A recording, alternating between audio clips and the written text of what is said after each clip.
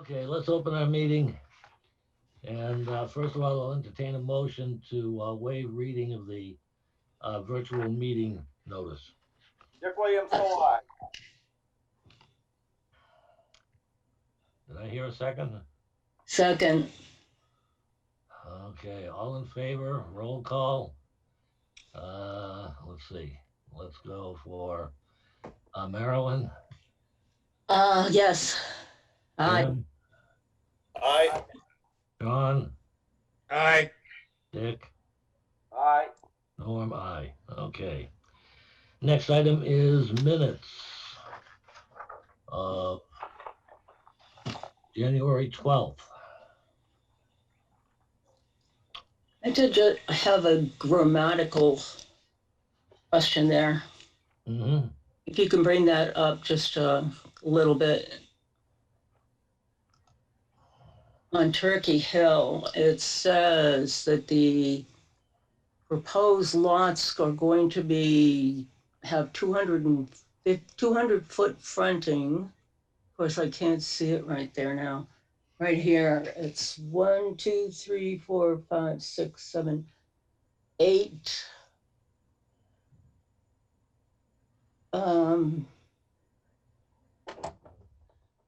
It says that anyway, the lots are going to be 50 feet wide. Unless somebody changed it. Marilyn, if you take a look at the sentence above, Mm-hmm. it says that there will be 3 estate lots, Oh, each right. containing over 5 acres of land and at least 50 feet wide. So Right. that 50 feet wide pertains to the estate lots, not the regular size lots. The lots are going to be 50 feet wide? Now, as you recall, for an estate lot, they're going to be coming back with special permit requests for estate lots. As you recall, the estate lots have to have at least 50 feet of frontage. I think if there's a grammatical change, it probably should be that they'll have at least 50 feet of frontage instead of 50 feet wide. Maybe that's what you're thinking? Okay. Yeah, that makes sense. Sure, I Yeah. can change that. Sounds a little better. I'll make it that change. Okay. Thank you.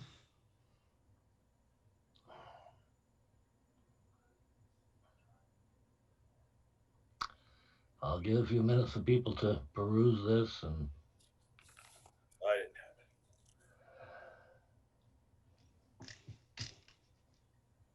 it. The Bryce Lemon stuff, Norm, we'll talk about when we get there in the meeting. So yeah. no need to rehash that.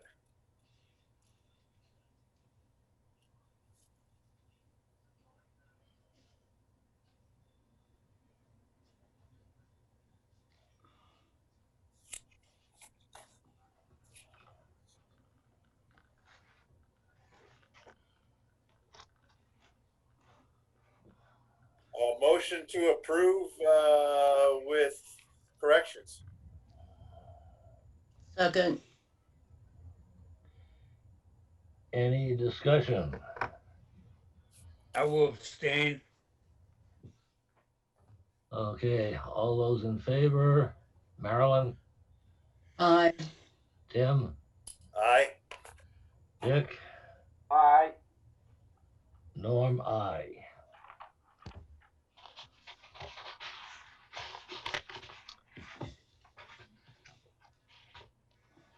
Okay, next we have A&Rs, none, mail correspondence.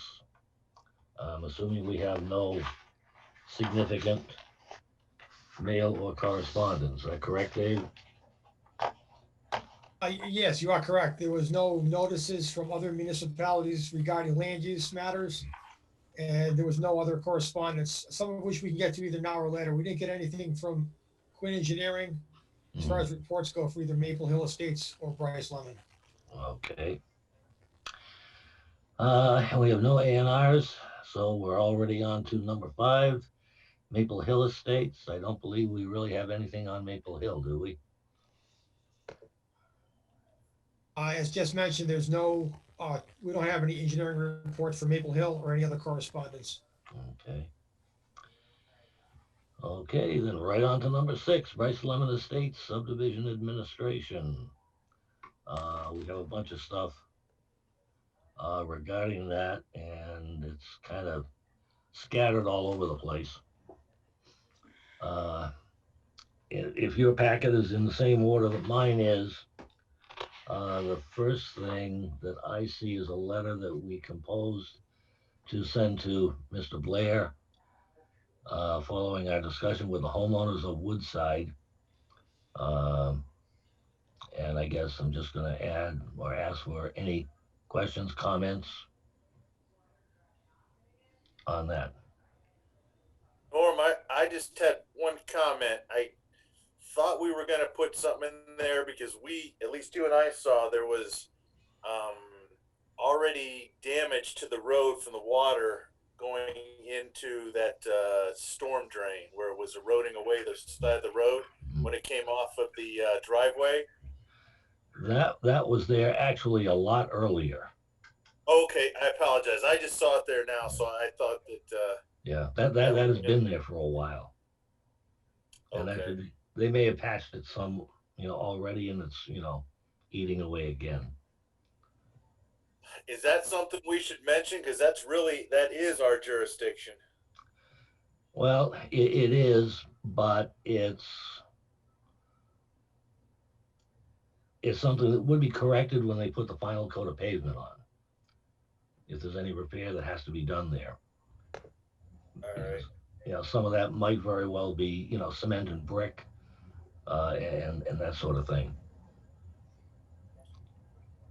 Well, I can give the board a little bit of a experience that I've got from information I received from Holden about something similar to this between two property owners in a subdivision. With actually, it was Blair Construction. They had the same type of flooding issue, and it was flooding onto homeowners' property. And they worked with the planning board to get it resolved, which came out to be, again, I don't know the complete details, but it was basically 400 to 500 feet of pipe over to a detention pond to get the water off of the properties. Mm-hmm. So it seemed like what we saw out there, possibly that could be a solution. Again, it had to go underneath the road in this situation, but I mean, that's a possibility if nothing else comes up. But anyhow, I just wanted to put it out there that at least in Holden, there's a precedent set that the planning board stayed involved because of the water use because the detention pond was involved and it wasn't sized correctly. So I don't think that qualifies here because this is water coming onto private property. But again, I just wanted to bring it up. Yeah. I'm just kind of curious. You don't know whether that planning board required those changes? Whatever the town of Holden tells you, it's a bunch of bullshit. Those guys are nuts. Okay. What subdivision are they talking about, Tim? You know which one it is. Come on. I honestly, honest to God, I do not. You dealt with my sister-in-law and her husband for 2 years. I don't know what subdivision, honestly. It's off of Reservoir Street. Stony Brook? Yep. I didn't have any issues with running pipes from one guy to the other. All right. Well, I'll get. Oh, you're talking about the drainage in the back. Yeah, that's what I'm talking about. Yep. Yeah, that was because of the DCR, but I'll get into that. Oh, What okay. they did was they made us instead of exiting the detention pond where it should have towards the wetland, they made us exit it the other way. So we piped it all the way over and then we put it in a swale. When it got into the swale, we ended up having to run a pipe. And by the way, putting that pipe in was the best, but that was way in the backyard of a lot of people, and we just directed the water out into the back. Again, it was just something that came up because the people at Woodside has asked if there was any other if there was any other situations this might have happened. And I said, well, I'll ask around, and I got an earful when I asked that question. So, It's not the same situation. okay, good enough. Are we talking about like where that swale comes down into George? I can't pronounce his last name. George's yard, and then it Yeah. exits onto. I think we have a solution for that. I've been trying to get through that. If you guys want me to say something now, I will. If you want me to wait, I'll wait. Go ahead. So, what we've got to do is we've got to extend that swale all the way down to the street, because there's so much water coming down the thing, and it's frozen right now, that it's causing problems, and that's what's going on to everybody else's yard. I watched that video, and that actually helped me a lot.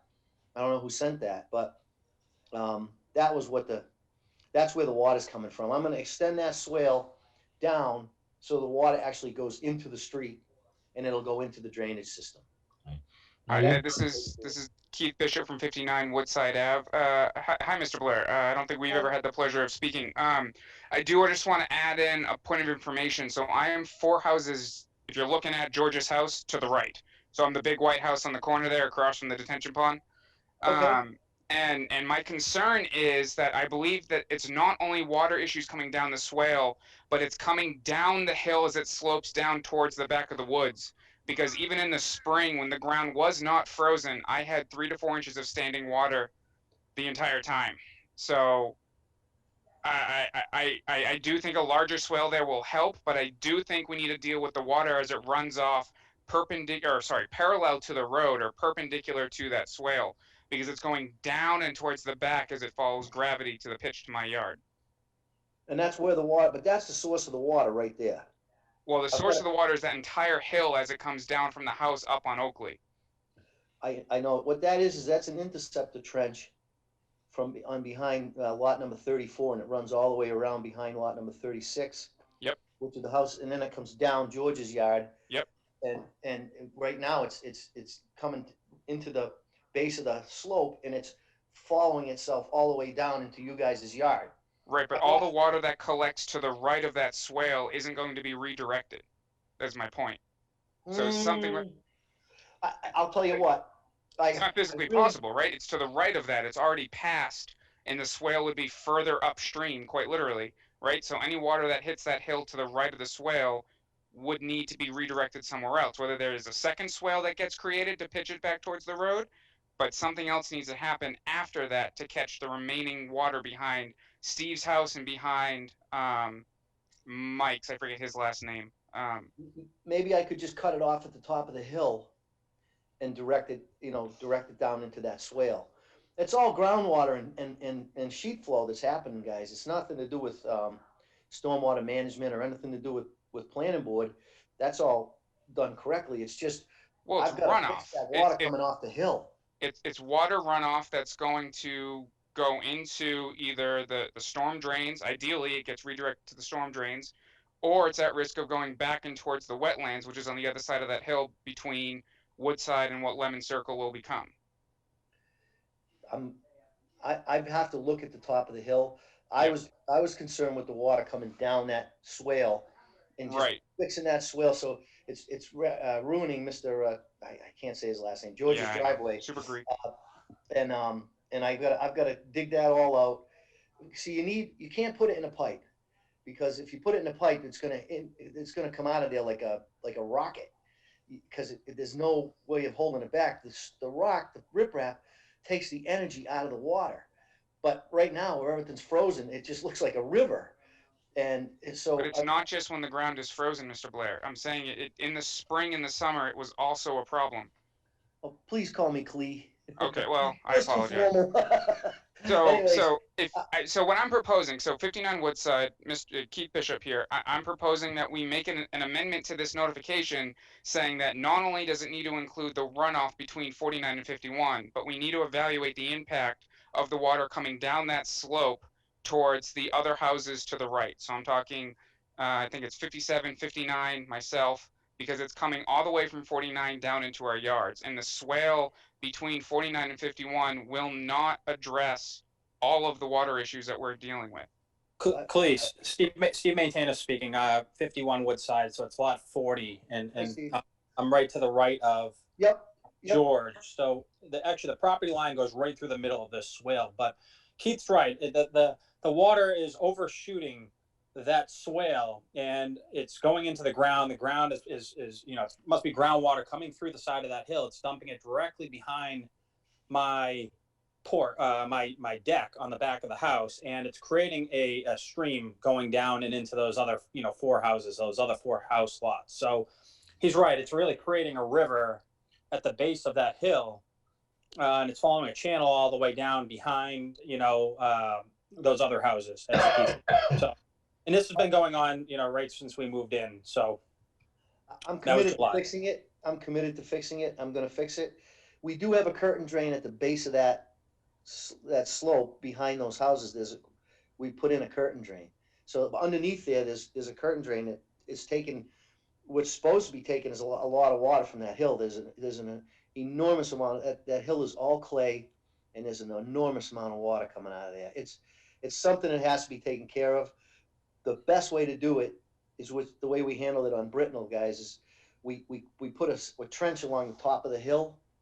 That cat caught all the water and then redirected it that way. But through swales, you can't put it in a pipe. It will just run too fast.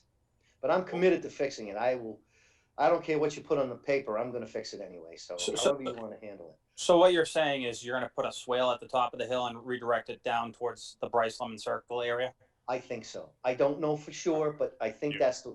But I can't do anything during the winter. Everything's frozen. Yes. Yeah. No, I understand that. I just wanted to make sure that we weren't only looking at the existing swale between George and Steve's house, because there's, as you pointed out, it's all clay, right? So it's not getting absorbed in there. So all the water that comes down to the right of that towards my house needs to also be redirected.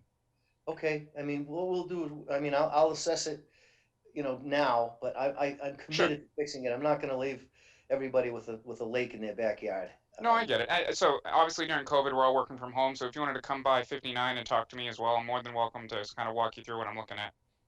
Yeah. In fact, maybe this Monday afternoon, I usually hit every one of my sites. So maybe in the afternoon on Monday, if you're home, I'll Perfect. give you a I'll quick see you then. email. Yeah, I'll be down. Glee, I had another question when we were walking that site off of the cul-de-sac towards the end of Woodside right now. It looks like they trenched behind that property and they were dropping it into where the sidewalk was going to be. How's that going to get handled down the road? We're going to tie that into the sub drain, Tim. Okay, Right good enough. there. I saw that and I was like, that's where the sidewalk's going to be. We can't leave that there. So It's just so much water up there. It just can't. It's so hard to control. It's unbelievable. okay, good enough. It was a question I saw when Norman and I was out there walking it, because there's a lot of boulders and water undercutting those can turn those into 3,000-pound bombs. We're actually working on that site, that lot right now. We're pouring a foundation pretty quick. Okay. Okay, so we have something moving on this. Yeah, I'm in. I'm committed to making it right. Okay, I guess just with that, I just want to confirm with the rest of the board members, do we want to put this letter on stationery and send it off to Mr. Blair anyway? This is in our minutes, so if you want to back it up, I have no problem. It's okay. Send it off. Okay, very well. Okay, so much, I guess, for water. And hopefully we can get to a good solution for this. I don't know, it just seems to me the water is getting to be a bigger and bigger problem all the time. Anyway, What drought? yeah, what drought is right. We're not going to turn into a desert right away, that's for sure. That's for damn sure. Okay, we've had a request for a bonding estimate for phase 3 of Bryce Lemon and bond reductions for phase 1 and 2. Does anybody have any questions or thoughts about that?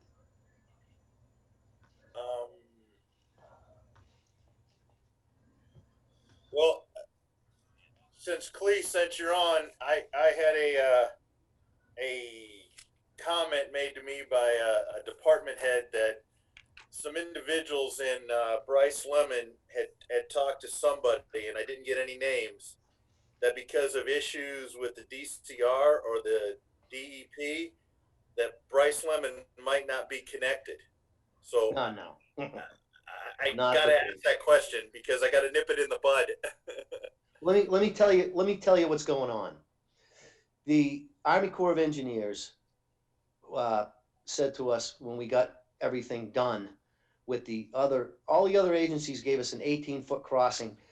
Right at the end of phase 2 is the wetland crossing, the third wetland crossing. Yep. The DEP and the Concom both gave us permission to cross that wetland and the DCR to cross that wetland with an 18-foot culvert, bottomless culvert. And then the Army Corps wouldn't let us. They wanted us to do 40 feet, which was complete span of the wetland. So I am reapplying to the Army Corps to let me go back to the 18 feet. But no matter what, one way or the other, I've got to connect it. It would be, a real safety hazard if I didn't. So I'm going to get it connected. But I'm asking the Army Corps to let it go back to an 18-foot crossing, which they should have done at the beginning, but they didn't. I guess I'm going to ask, just because of being on the board long enough, the experience with Brintnal Estates, is this a 2 or 3 year process, or is this? No, because I submitted the paperwork about almost a year ago now, and they've got a new section chief up there. This is the third one since I've been dealing with them, and I've got to just deal with that. But one way or the other, if I have to do a 40-foot span, I'll have to do a 40-foot span. But where all the other environmental agencies went with that, they're just saying because it's a historic site that I can't mess with the wetland up there. They want me to span it. And that's the only jurisdiction that they really have, because there's not even 3,000 square feet of fill if you look at it. So the only reason they have jurisdiction is because it's historic site. You remember that from all the Yep, stuff I remember that well. So they have, the Army Corps is a federal agency, so they have jurisdiction. We received the 404 permit from them, so everything's legal.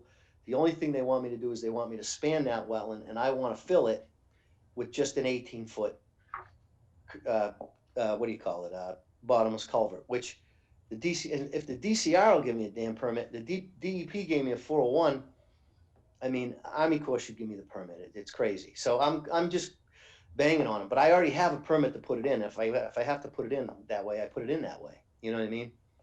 All right, because like I said, the feedback I'd gotten was the 40-foot was too expensive, and we might not do that. And I was like, I got to nip this in the bud to make sure that it's on our minutes that, yep, we're going to continue whatever it takes to get it done. We'll get it done. So that's the reason why I had to ask. I'm going to get it done, but I'll tell you, if it's stupid. If every other environmental agency in the world's okay with me doing an 18-foot bottomless culvert, what does a historic situation have to do with crossing a wetland when the environmental agencies are okay with it? Just the Army Corps isn't, because of historic situation. Well, so what they're saying is I can build every house in the place, right? And then once I get every house built, what do they have to talk to me about? You see what I mean? It's ridiculous. I get all the houses built and I still got to do a 40-foot crossing. What are you going to change? That's the whole point. So, I mean, a 40-foot crossing there is crazy, and it's a bridge. You guys don't want a bridge. No, thank you. You know you're not allowed to have another bridge in town. Believe me, I don't want another bridge in town, Dickie. So, Clee, is is there any time frame? I mean, I know you've got a lot of phases to do, and we're talking about 1, 2, and 3. But is Three- there any? If you applied a year ago, that just seems like a lot of time if they haven't got back to you. You ever deal with the Army Corps? Nope, have not. Okay. I'll show you the correspondence. It's No, crazy. I just didn't want to get this hung up for 2 or 3 years, well, or longer, like we did with Brintnal. I expect to start phase 4 in the fall. Okay, that's what I was So looking. phase 4 connects those two. Okay, So, and, you know, I mean, I expect to have everything. I've sold all the houses in phase 3. I gotta get more lots there, so. okay, all right, good enough. Again, I No, wanted it's to fine. ask. It was brought to me, and I'm like, I gotta ask because there was citizens that felt that they were getting 1,000-foot dead end road from each No side. way. Can't Okay. let that happen. You guys would shoot me. Well, yeah, I know that, but I can't let it happen. all right, good enough. I'll move on. That was the only thing I had for At least you know the facts now, that's all. Yep. Okay, anybody have any other concern about having Quinn Engineering come up with bonding that I described previously? Not at the moment. Okay. And Oh. Tim, one more thing to just add to that, because Norm just, when he said bonding, I have to bond that in order to get a release of covenant. I have to bond that crossing, so no matter what, that crossing's going in. You guys, if I don't do it, you guys gotta do it. You know what I mean? You can call the bond and do it yourself. So you got no worries. All right, good enough. Okay, we also have under number 6, some communication between Dave and Clee regarding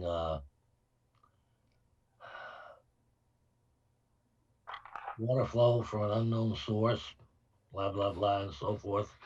I don't know, somehow, I thought we kind of addressed this last time. Is this Isn't in this phase what 3? we just talked about? No, that was phase. What we talked about was in phase 2, correct? Right. Right. This, I think, what is in the packets are for phase 3, right? Right. Okay. I can explain it to you real quick. When you drive up into phase 3, when you look on the left, right about even with if you're at the convent there, or whatever they call that, there's just water that's just like a river coming out of the ground. It's just coming out of the ground like crazy there. Called the spring. Yeah, that's what it is. And we proposed doing an interceptor trench, putting in a drain, a storm, we call it a sub drain. We're going to tie it into the sub drain, the interceptor trench, and bring it all the way back to where the water's coming out. We feel that'll fix the problem. And actually, I think I saw an email where Carl agreed with that. I think he got back to us and said that should work. So what we proposed, Carl, I think was in agreement with. I don't see it in our packet, but I recall getting that email as well. Dave, is that a correct statement? Yes, it is. Perfect. That's what I wanted to hear. I left it out of the packet until Carl has an actual plan that he can respond to. But in concept, based upon a description of a solution, he thinks that's a good one. But I kind of held back, including his response, until he has something more tangible to take a look at. Okay. On Quinn's thing, yeah, down near the bottom, keep going. Right there, please note. Has that been taken care of yet? Yeah, we really got to get those plans. You already have them. Okay, we have the plans. I'm not sure whether Quinn Engineering has the plans, but we do not have a report from Quinn, I don't believe so anyway, on those revisions. Is that correct, Dave? If you could just refresh me as to what plans we're looking for here. Is this associated with the street acceptance? No, this is, well, actually, this should fall under item 7, which we aren't really at yet. Okay, because that is the public hearing for that revision. So I think that's gonna resolve itself under the next item. Yes. Let me Okay, ask, okay, go ahead, sorry, Norm. okay. Other than that revision to phase 3, anything else on Bryce Lemon from anybody? Yeah, I've got that packet that Dave sent with that street revision. Is that part of the hearing, or is that part of the Bryce Lemon discussion? Because I thought the hearing was just on the cul-de-sacs. No, that's part of the public hearing. Okay, I'll wait till we get to there then. Anybody else, anything other than that revision on Bryce Lemon? The only other thing that I still have not been able to get over to Ocamp to talk about the rail trail connection. I still like to see that done, and also I just got to check it out a little bit more. Okay. And if Clee's still there, how Yeah. about connection over to the hill across from phase 3? Connection. You know, originally we were going to have trails that went up towards the Putnam Park. Yes, but what they, How are The you going? environmental- How's the people going to get over there? well, the environmental people won't let me put anything over that huge wetland in there. So, I mean, we're nowhere near it, Dick. It's not even close to there. I don't know how we'd be able to get over there and to Putnam Park. I really don't. Over to the hill that's connected to the Putnam Park. That's where it is. And that. Right, but there's a massive wetland in between those. Oh, I know. But you also have an opportunity, I think, right by the Thayer's Dam, wasn't there? A way to connect to it? Boy, you got me. If you want to show me where you're talking about, I'm happy to take a walk with you. But I don't know where you're referring to. Yeah. Well, that was all part of the open spaces. Was the opportunity to use that hill for nature walk or whatever. Yeah. Well, they can walk in there, but I don't know if I can put a trail in there. Some of the environmental people may have a big problem with that. How about an easement in order for people to get across? They don't need it. I mean, it's open space. It's, anybody can walk on it, the whole town. Yeah, but I mean, if you wanted to come down Woodside Ave and get onto something to get over there. Yeah, I can put an easement. It's just if you have some time, maybe next week or something, you can show me where you're talking about, and I'll adjust it. If I may through the chair, Clea, this wouldn't really have you to be making though. But don't they, Dick, like scout projects for Eagle Scouts? They do those like floating walkways through wetland areas. Well, like you mean like a logging road almost, like the. Well, not a road, but a logging path, a logged path. I've seen them in other places. Shrewsbury has a really good one up by the. I think it's an old Mason ruins right up there off of 140. But they're logged trails that go over top of the wetlands instead of trudging through it. You're talking like a boardwalk? Yeah. Yeah, it's kind of like a boardwalk, but it's But and with I know walk. that was done by the Scout, but an Eagle Scout did that one in Shrewsbury. I still would need to get it approved, I think, Yeah. by the DEP. But I mean, because Yeah. that's a DEP designated wetland. DER, Yeah. DCR. I mean, DCR. Henceforth, I don't know what to do there. I mean, Well, I do. I want to go back in years and wrap Addison Redfield in the side of the head. Because he's the one that left it the way it is, where I wanted you to give it to the town so the town could utilize it with Putnam Park. I'd be happy to give it to the town. I tell you, that anytime I've asked for the town to take any open space, they've refused. Well, I think things are changing, so Hey, I'm in. It's all yours. I don't want it.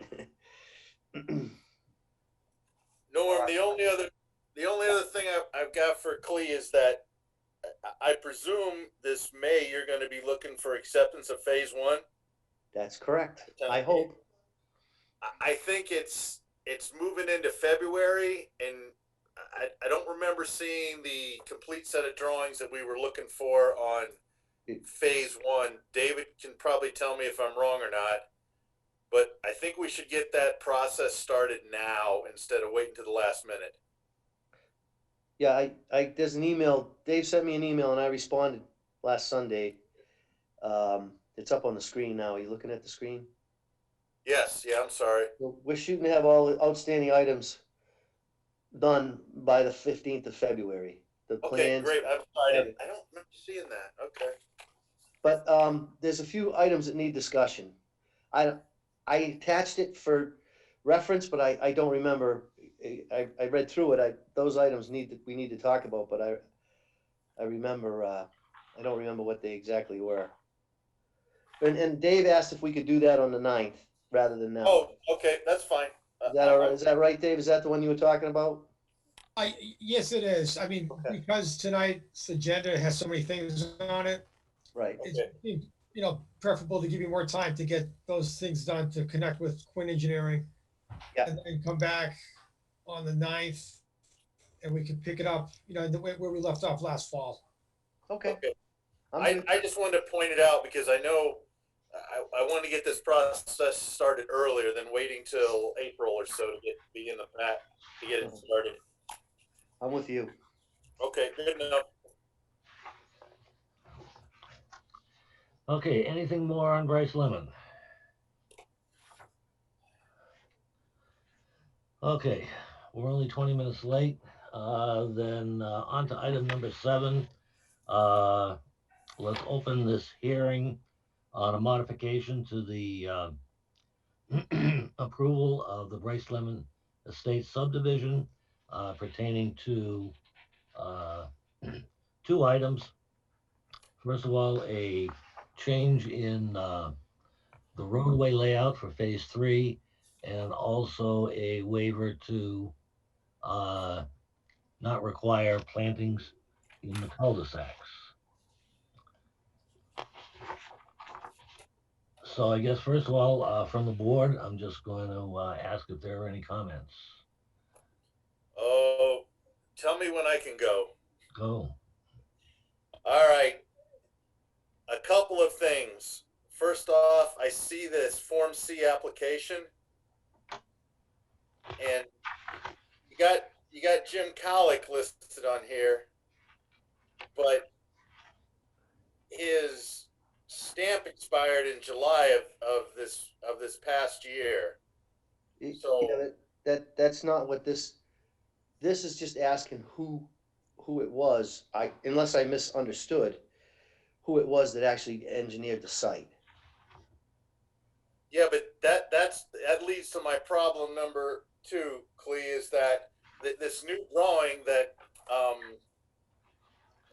for the road that's already built has a 8/31/20 revision on it, but this application's got a September, so it looks like the drawing was done under needs with no stamp. It was built with no stamp, and then we're asking this Form C 2 months later. So what I'm trying to say is the paperwork doesn't line up. I understand. Maybe I misunderstood. The engineer surveyor for the Bryce Estates subdivision was Jim. I could have, if I had known that you needed to use the new guy, I would have put his name in there. I thought that Jim was the engineer of record. That's all. I might have done it wrong. Yeah, and that's my problem is, and anybody jump in, please, is that we're doing this after the road's been built. I'm fine with that. But the problem I've got is this drawing says August on it, which was 5 months ago, and the road was built, and there's no engineering stamp on it. So I'm struggling with that.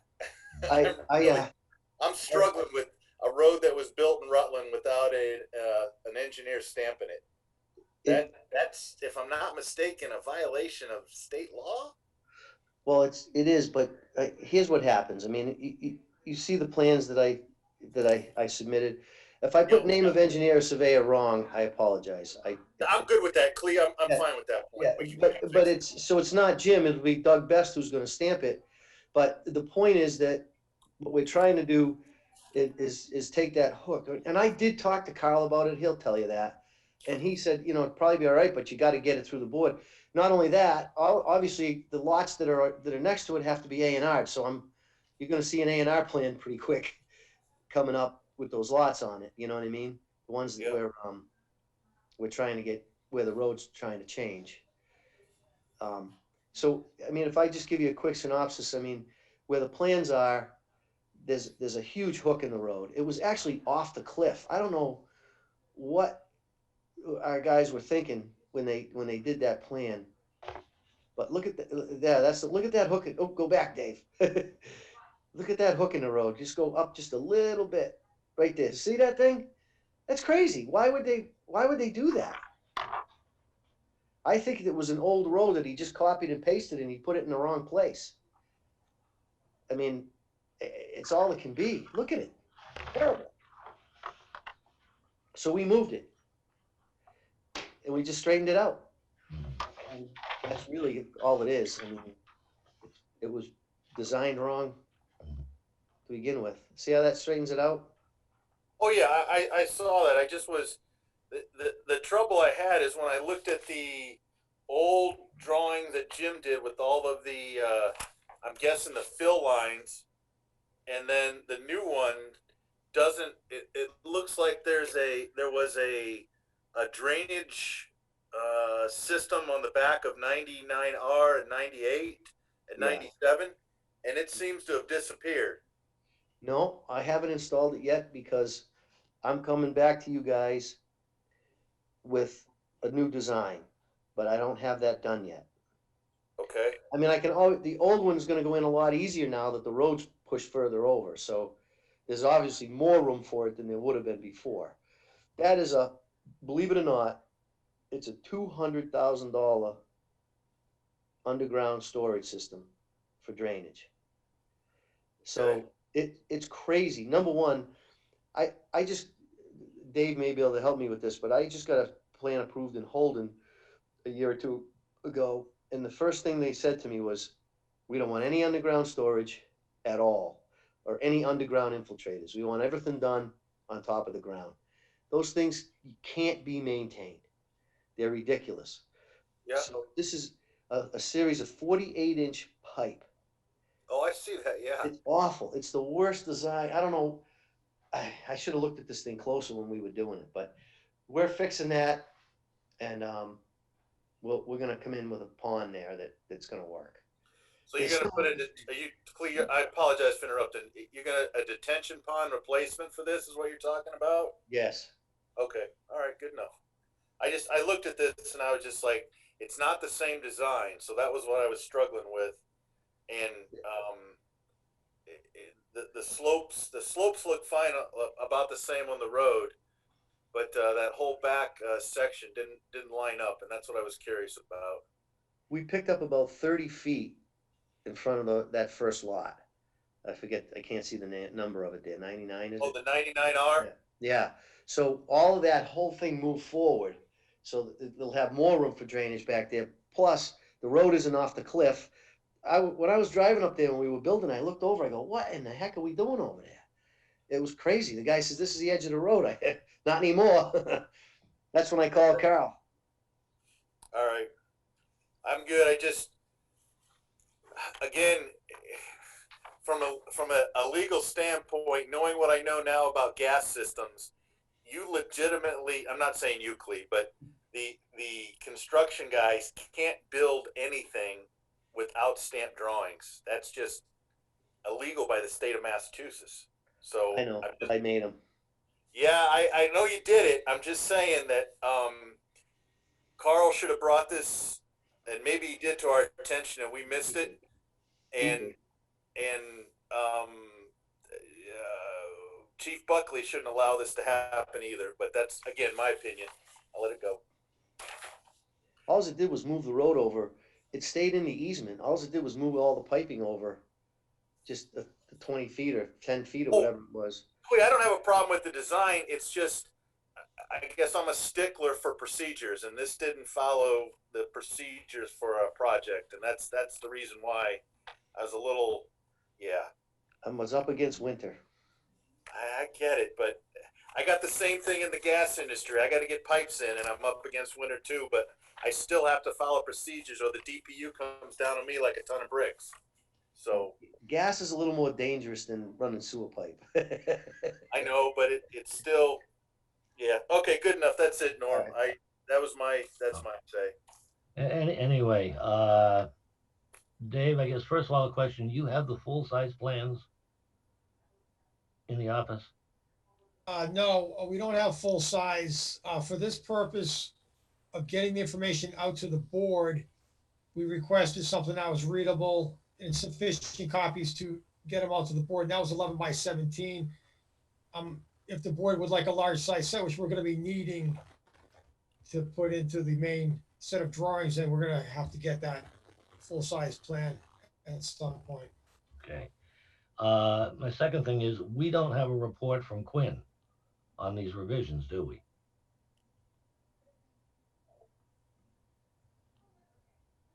We do not have a report. It was my understanding that they wanted to respond to plans prior to making this report. I guess my question, I mean, I'm pretty sure that Quinn has this information, if I'm not He mistaken. does. I emailed it to him.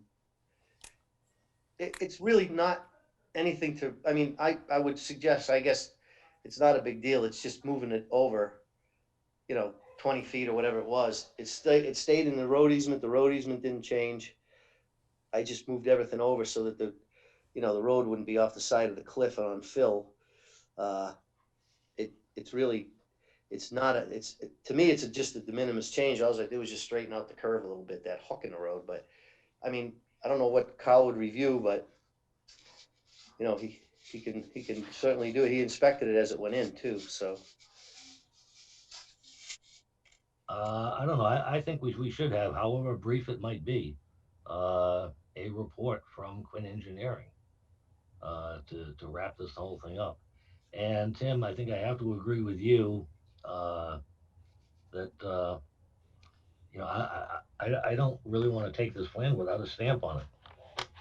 Yeah, no, I just emailed it. I would have had to scan it.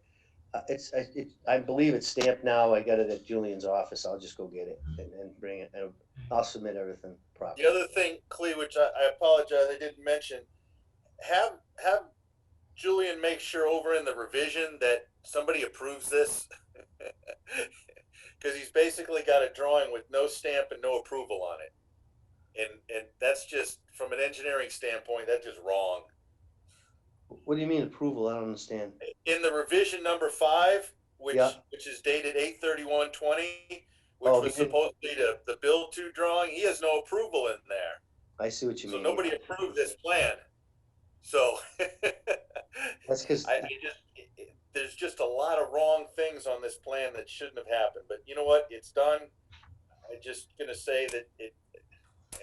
Okay, Marilyn, this is where you jump in and you say forgiveness. I was just kind of thinking about the good old days when we sat opposite each other, and I could nudge your foot under the table when you were talking too long. Yeah. So. That shouldn't be too far away, hopefully. Okay, I think we've discussed out this revision plan. Does anybody have any comments about granting the waiver for paving the cul-de-sacs? No, nothing. No problem. All set.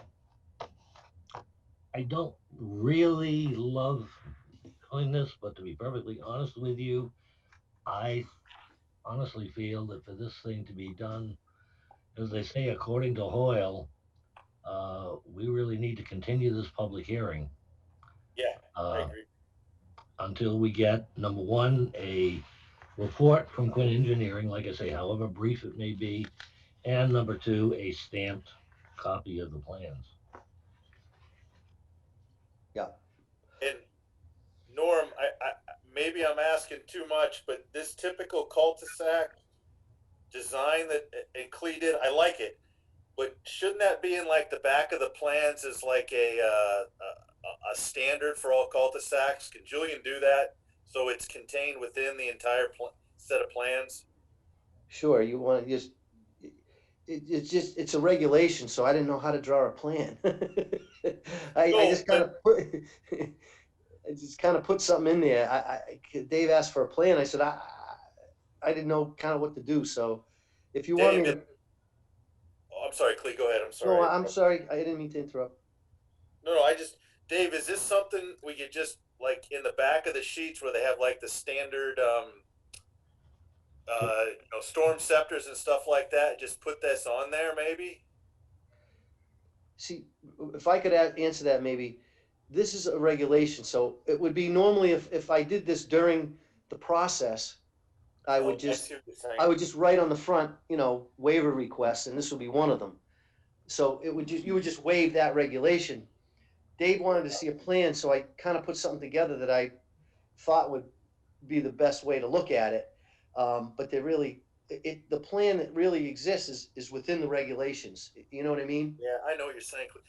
All I'm trying to do is make sure we keep a record of this is what I want to get at. So if someone down the road has a question or said, why didn't you do this like per the subdivision bylaws, we can pull this out and meetings from this minutes and say, this is why we did it and this is why we approved it. So I was just looking to keep a record somehow. That's what I was looking I for. could just jump in on this. So we were just looking to get an existing conditions plan and a proposed conditions plan, which this plan accomplishes both purposes to show what was the nature of the request. And the nature of the request here is pretty much as the plan states. And then the plan qualifies as to what this pertains to down here. Yep. So this is going to get incorporated into the plan set, maybe a larger size if you have it, or Yep, I do. this will get incorporated into the plan set. Okay, So Dave, that's if you good. want to know why there's no cul-de-sacs, we have the vote, we have the plans, we have the rationale for it. Yep. All I wanted to do is make sure we got the documentation. That's all I was asking for. Okay. Good enough. Thanks. Okay, do you have a motion to continue the public hearing Also move. to, Second, to, To the 9th? Perfect. it would certainly seem to me that should be plenty of time at 7:00. At 7:00. Correct. Okay, I'm gonna take that as a motion and a second. Any discussion? None. Okay, roll call. Tim, Aye. Marilyn, aye. Sean, Aye. Dick, Aye. Norm, aye. Okay. Item 8. Bear Hill 2 Brintnal Subdivision, and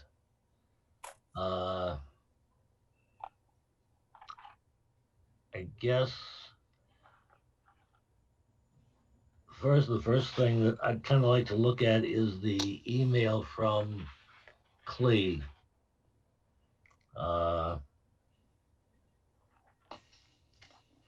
To the board, if we can get that up. Back the other way, Dave. Back the other way. Oh, right there. Mhm. And I'm not going to read the whole thing to you, but the kind of bottom line here is, Clea is saying that he's expecting to be starting on Brintnal Estates shortly. What he is looking to do is to, slightly before that, or at roughly the same time, do construction on Bear Hill 2. And just to refresh everyone's memory, we conditioned Bear Hill 2 that that could not be built out until there was a permanent egress out onto Brintnal Drive by way of, I think it's Grizzly, is it? Yeah. Yes. Yeah. So,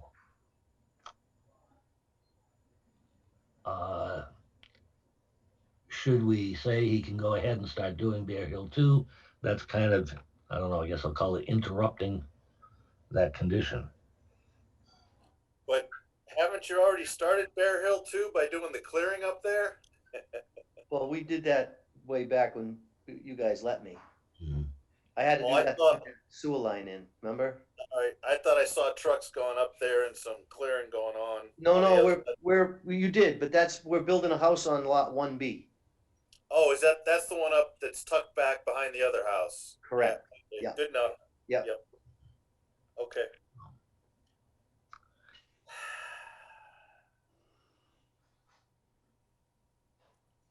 I'm struggling with this one, Norm. Well, I am somewhat. He does note in there, he says that we should have all of Grizzly Drive finished before we ask for or need any occupancy permits for Bear Hill 2.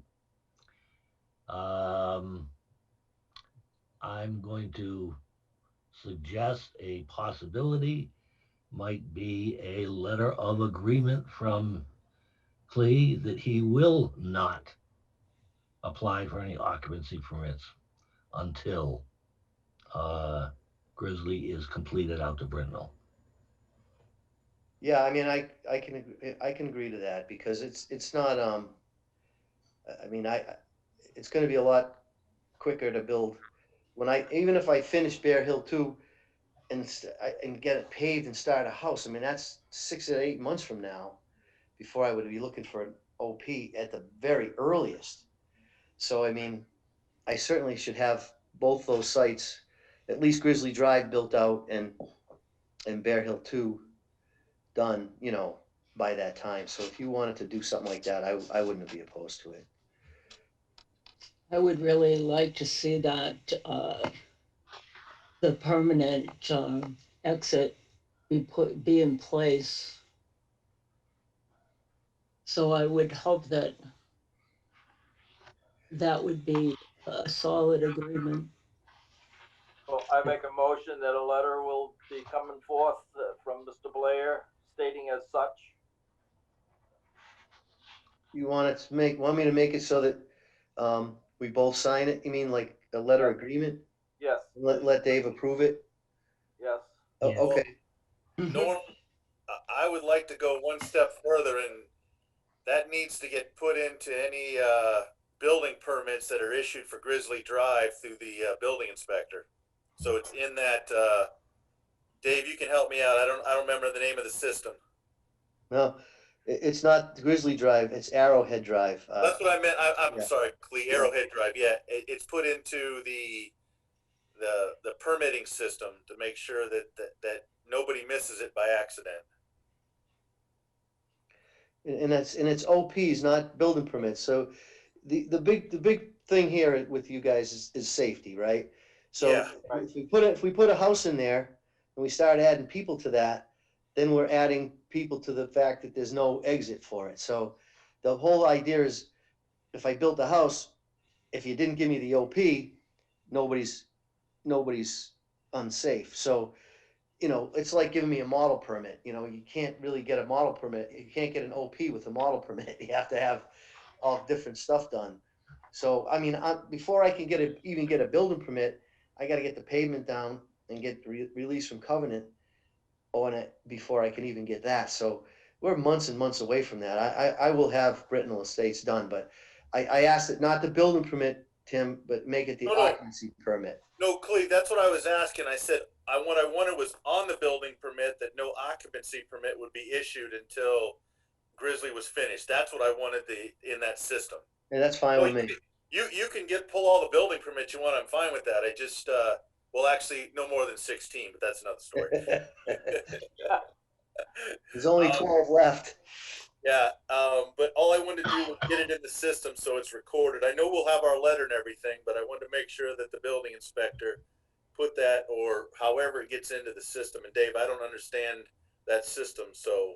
Well, I think as an initial thing, prior to any building permits being sought for these lots in question, if there's a letter that gets executed between the planning board and Blair Builders, I would circulate that to the building inspector so that he's Okay. aware of this. So when it comes up later on for discussion about building permits for these lots, he'll be aware of it. Okay. But when a building permit has been requested, it's being reviewed, I think the planning board response of the review will be building permit can be issued. However, the CBO cannot be issued pending certain things happening. And that letter would get attached to each building permit request also. Excellent. Perfect. Good enough. I'm good. Okay, any more discussion on Bear Hill to Brintnal? So let me ask a Norm, question. Dick made the motion, but then nobody seconded. Second. Okay, let's review that motion once again. This is Norm, I have, and Tim, you can correct me if I'm wrong. A motion to accept a letter of agreement from Clee that the egress from Grizzly Drive will be complete before any occupancy permits are issued, as well as inputting this information into the viewpoint system. The only thing I would put in there, Tamika, is building permits issued for Arrowhead Court, if I'm not mistaken. Or is it road? I apologize. Drive, Arrowhead Drive. Okay, Arrowhead Drive. Arrowhead Drive, okay. I have one comment to make, and this kind of is kind of consistent with all subdivisions. If it's bonded, are we considered that complete? no. So if it's bonded, I'm talking Grizzly Drive. If I bond it right to Brintnal Drive, you want it done before you. Done. Okay, all right. I just wanted to ask that question because normally if you just pull the bond, then you can do it if I don't. You know what I mean? You can't drive over a bond. Yep. Okay. I'd also like to modify that motion again, that the permanent egress to Brintnal Drive be added in there. I forget now the exact wording, but That's a good idea.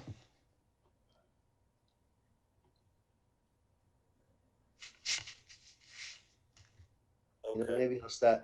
The DCF that, may Tamika? have a decision for me in 30 days. Maybe I'll start. Yes, with- I think I've got that, Dick. Thank you. So, Clee, do you think? I mean, I've read through this and read through where we're gotten. Is this paperwork, or is this going to be legal fight back and forth for this DCR? No. I had an agreement with them prior to the hearing. Okay. I submitted all the documents, got their approval in, straw approval, let's call it. And then I put it in, formally, and they had a hearing on it today. Nobody was there to oppose it. It went fine. It was a Zoom hearing, and they told me they'd have a decision within 30 days. Okay. They told me that they would approve it if I made modifications to the replication area.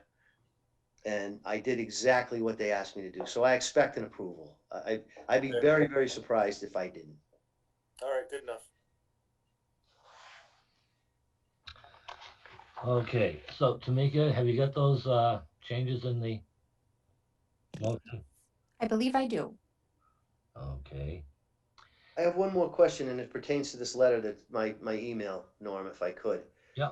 You talked about the bond amounts and the reductions, but did you guys ever vote to to let me do it, or to have him do it, or how did you leave that?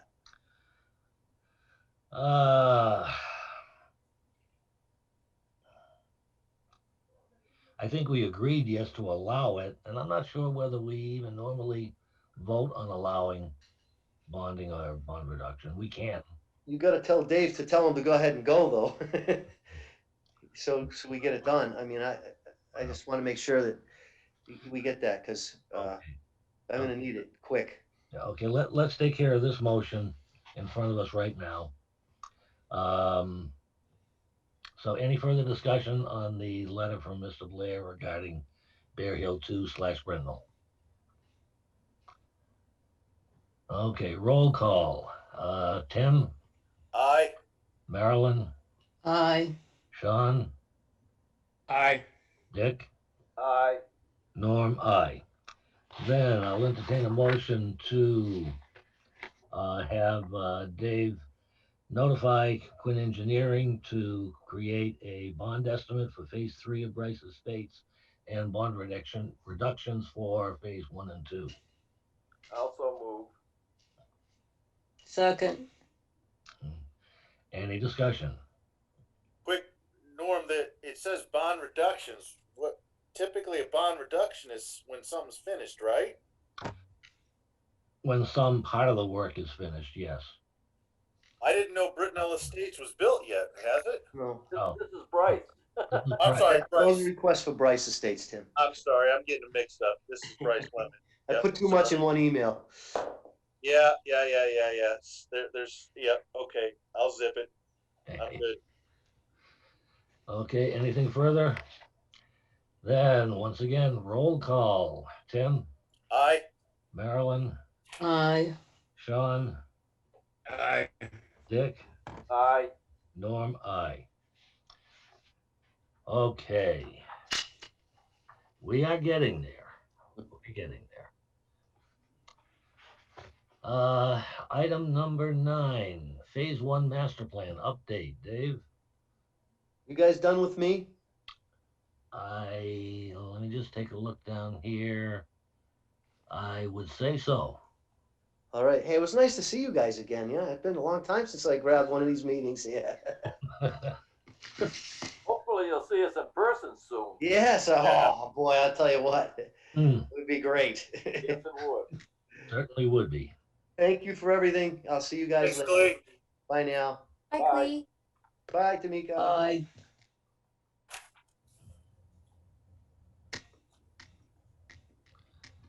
So Okay. You're looking for an update on the master plan steering committee. So at the last meeting, the board appointed all the members.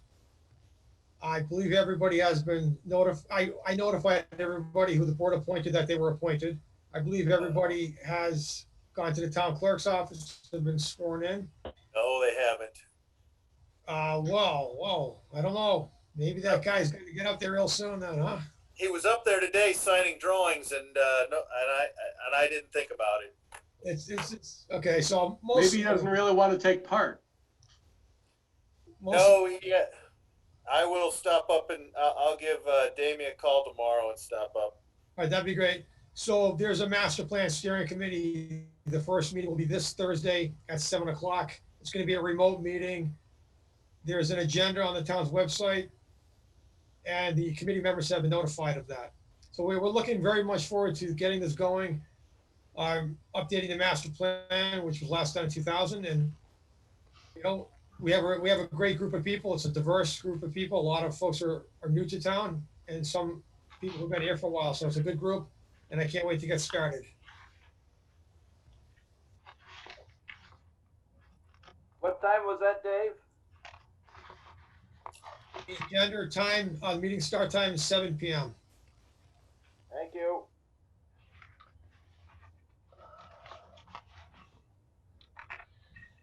Okay. So much for master plan. Item 10, revision to subdivision regulations. I'm just trying to get through all of these papers. We do have some email correspondence back and forth between Carl and Dave. Um,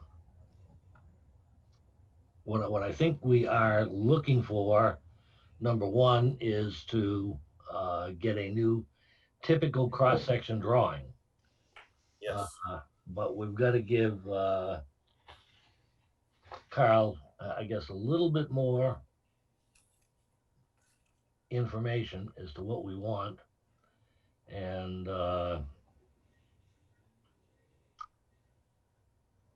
some of the things I think are, maybe kind of obvious.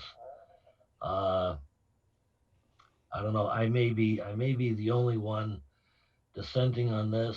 But I think the total of 24 inches of gravel is a little bit excessive.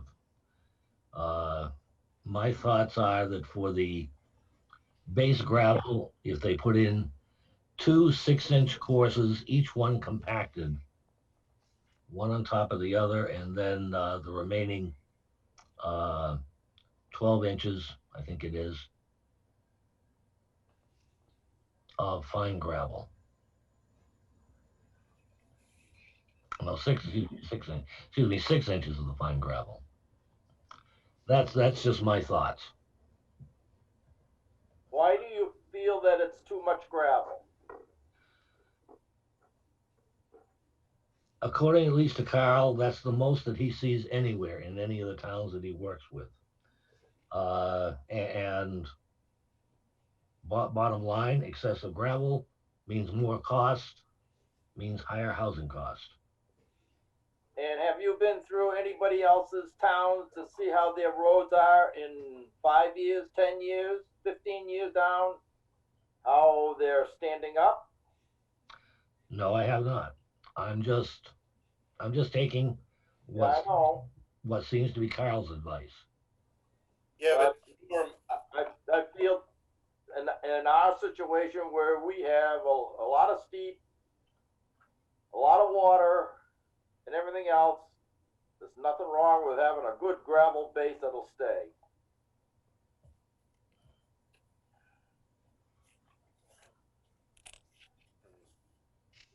I just don't want in 10 or 15 years or whatever, to have a road fall apart.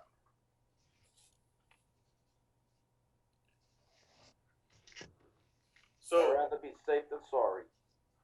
this email that Carl sent back, he's saying they put in like an 18-inch layer, compacted, and then put another 6-inch layer on top of that and compact it. Correct.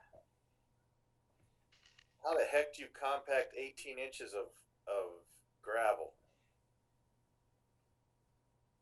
Drive Yes. over it. Now that's what we require now. Yeah, I know. I'm just.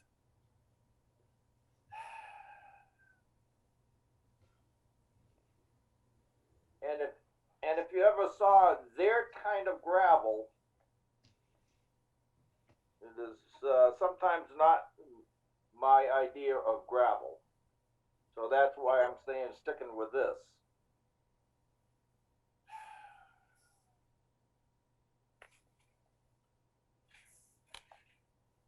Because they call it bank run.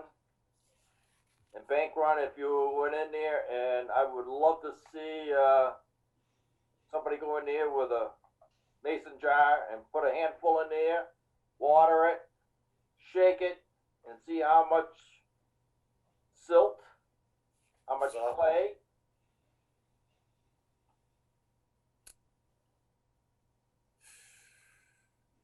Did Carl? I don't see. Is it a good idea? I mean, Norm, I'm sort of caught between. I agree with Dick, and I see your point, and I also see this last sentence from Carl saying Kevin and I would be happy to meet with the board and discuss this further. Well, that certainly is an option too. I'd really like their input because, know, if Rutland's 18 is good and 24 is just overkill, but it's to Dick's point, it prolongs the life of roads. I like to hear that from Kevin and Carl. Is there any chance we can invite him in on the 9th for a half an hour meeting or half an hour discussion, 20-minute discussion? I don't know. I think it would be reasonable. Well, you know, very, very simply, his last line, it says that they'd be happy to meet with us. Yeah, I think it'd be a good idea. That's my opinion. As long as we put them early enough on the agenda. Yeah, up top to get them in and out so they're not here all night. I also agree. Good idea. Yeah. That sounds like a good idea, Tim. Okay. 6:45.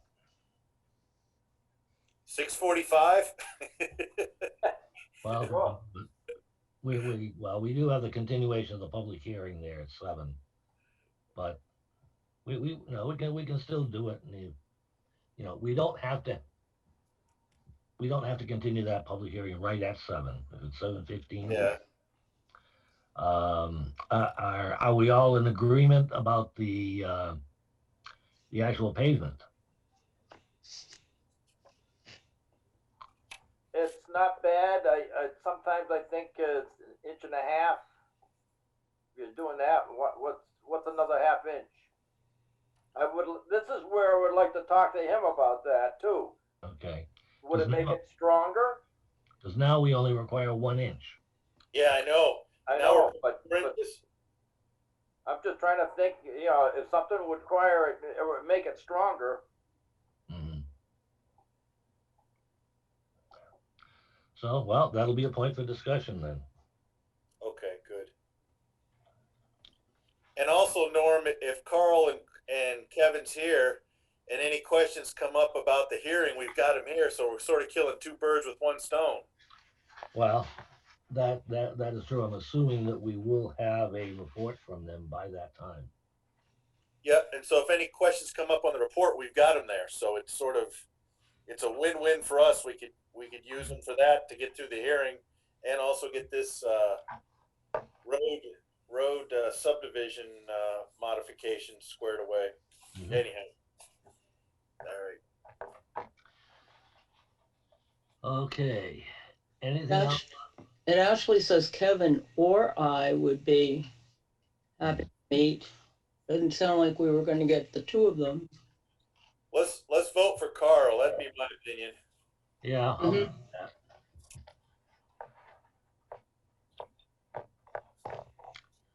Okay. Either one. Anything else on subdivision?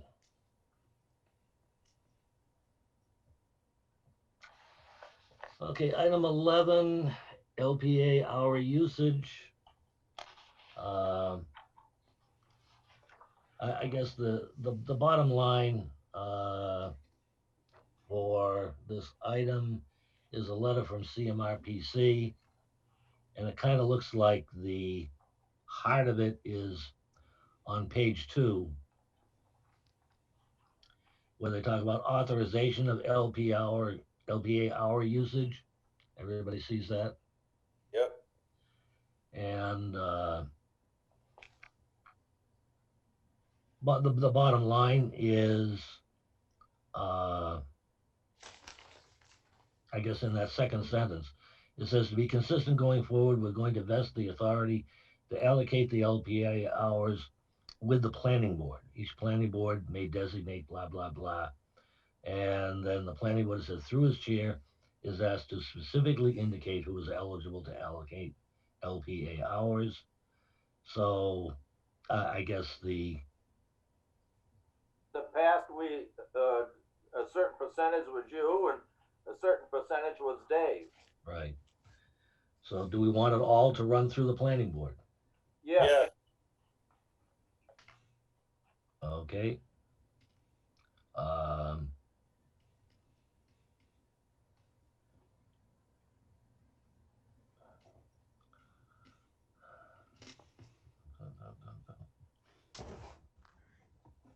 Do we need, Dave, do we need to notify anybody of this? I would say the town administrator and the select board, wouldn't we? Kind of sounds that way.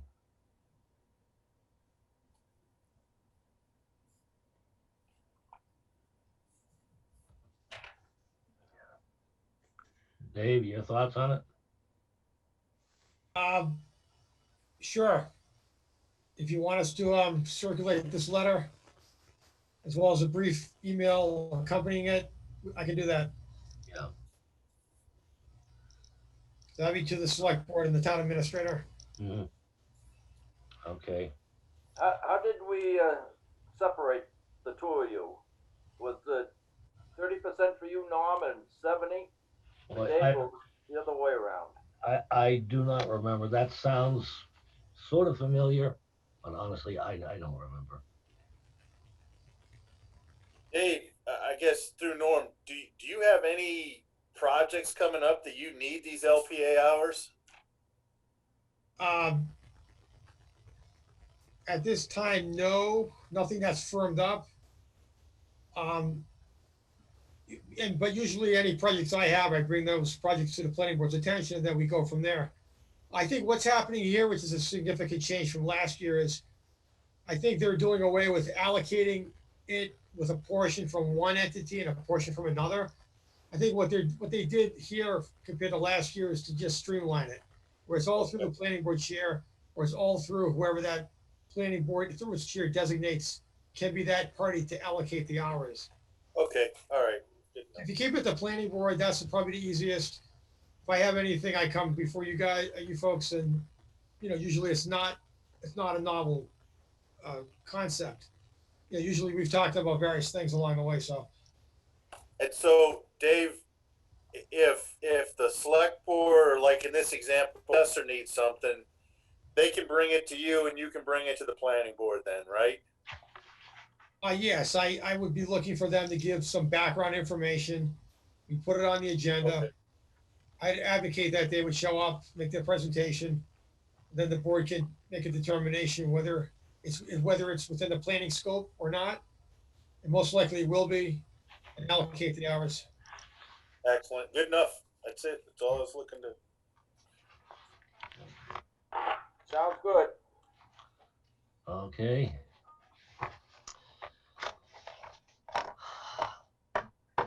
Okay, item 12, Open Space Committee. We have a letter from Tamika on behalf of the Conservation Commission, looking for people on the Open Space and Recreation Committee. Do we have any members of the planning board that are interested? Interest in open space rec? Yes. I'm always interested in that. I was Mr. going to Chair, say, may I? Mr. Williams is an excellent choice for this committee. I agree. And if I may also, I did personally work on the past two open space submissions. So how many are they looking for? It does not. We are at the moment looking for one member from the planning board. Okay. Well, Dick, what do you think about putting Sean, since you've got more commissions than Carter can have pills that you're on? I have no problem. We will also be putting out an email blast soon asking for members at large. So if both of you want to be on, I'm sure there's a way it could be arranged depending upon how much public interest there is in yet another committee. Well, Mr. Williams is also an RDIC member. He could be on the committee. We're not looking for RDIC input on this. Oh. I'm, let's see. I'm Ware River Advisory Committee. Central Mass You Regional also Planning, worked on the last- Transportation, Executive Board.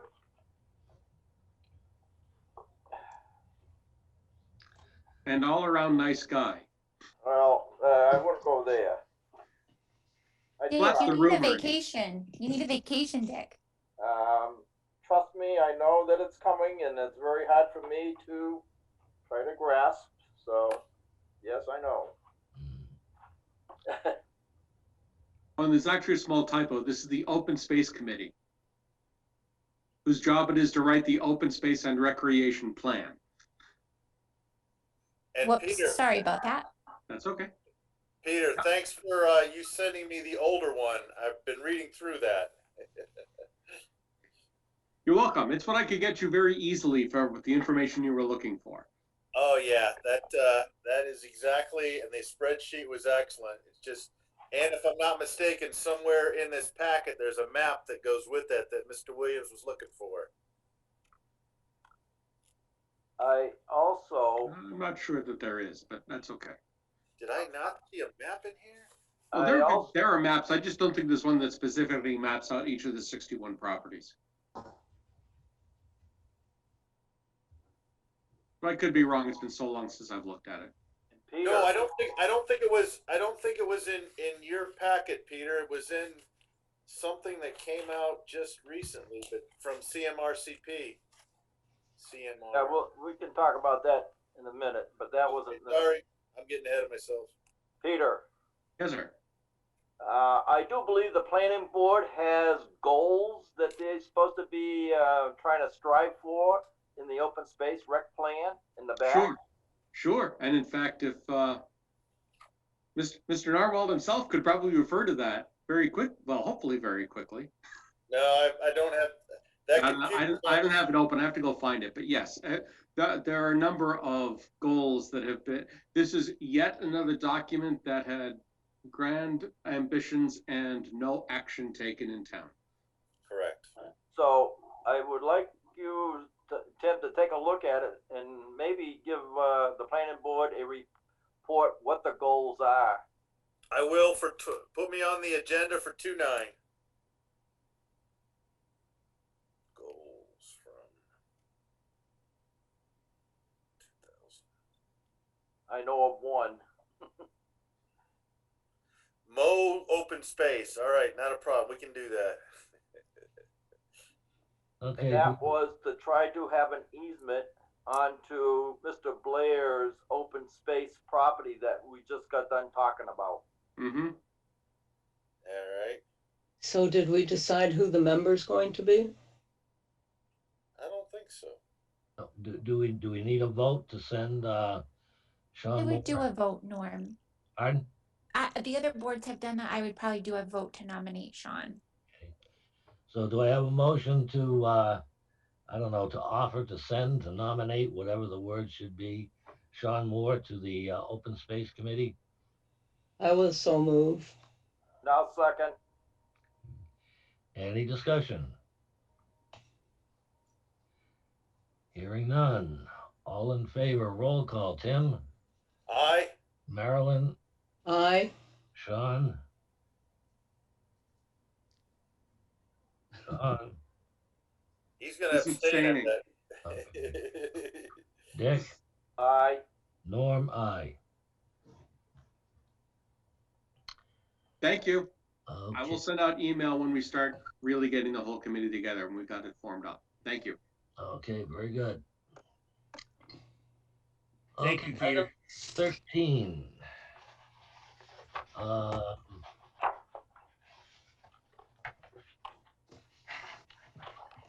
Agricultural accessory use bylaw. And this is basically a question that Dave sent to our legal counsel. And taking a quick look at it.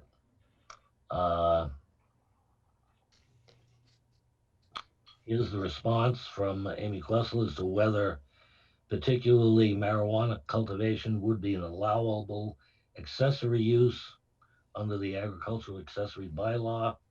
And her opinion is that it would not. Yeah, I saw that. It would not be a use. It would not be a permitted use under the accessory bylaw. in her opinion. Could we change that? I don't believe her opinion really even goes to our bylaw. I think it is more based on Mass General Law. I see.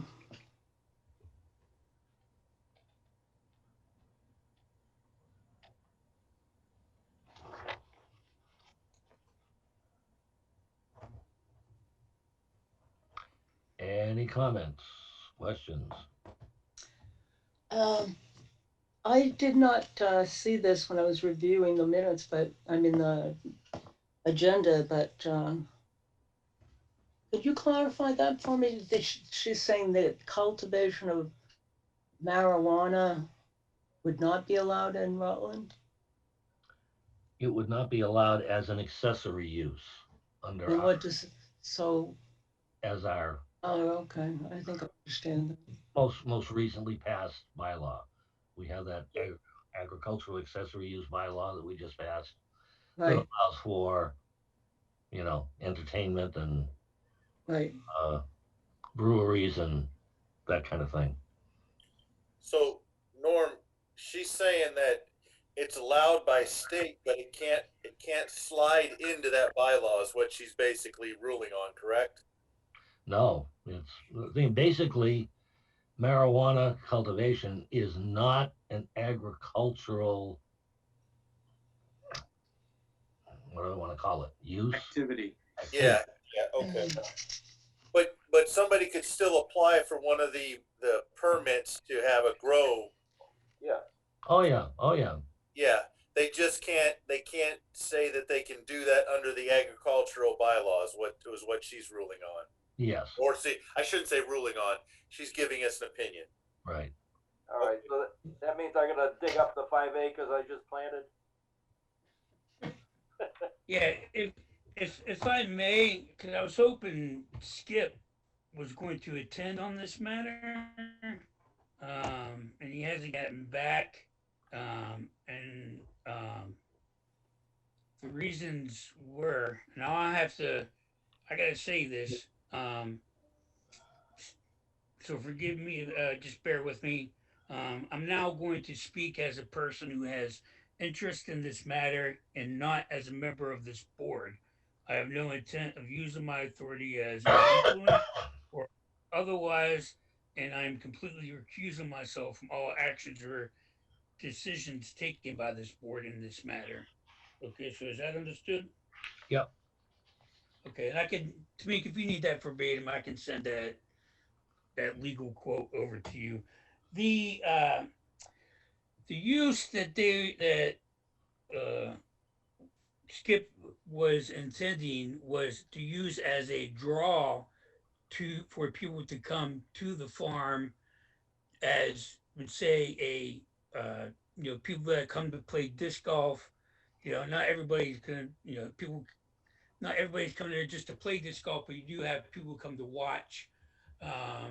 There was intention of agricultural classes being set up on how techniques that are used in the of the grow. I don't want to say agriculture because the state doesn't deem it agriculture, but in the techniques used in growing marijuana can be used in the modern techniques in helping out farms and for developing one of the items that we were going to promote is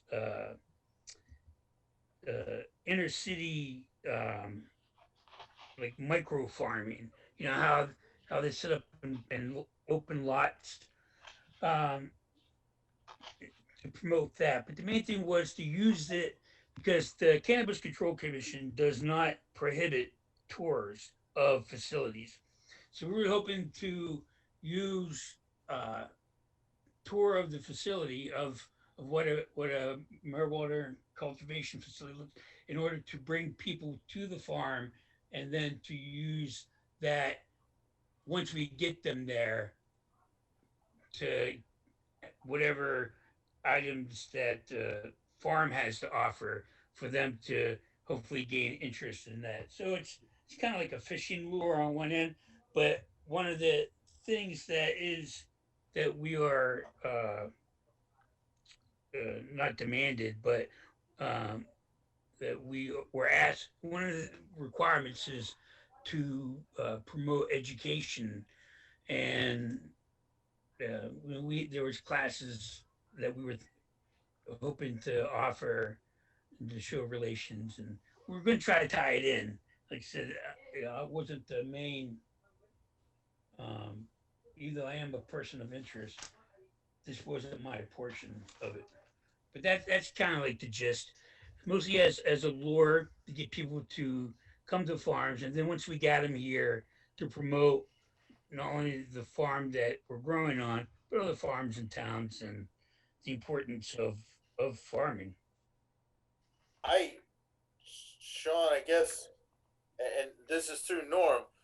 I wouldn't. I mean, and Dick, you can jump on this because I remember this was the big spiel when I was out at in Arkansas at the Overlook International, or was it not at the Heifer International? They had a lot of these training classes and stuff like that. So, but that I don't think that's what was asked of her. And you guys can tell me if I'm wrong, because this looks like it was asked if a cultivation facility could be deemed to be part of the accessory allowable uses.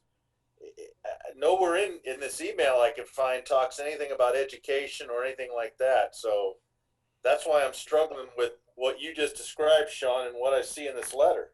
They don't match up, is what I'm trying to say.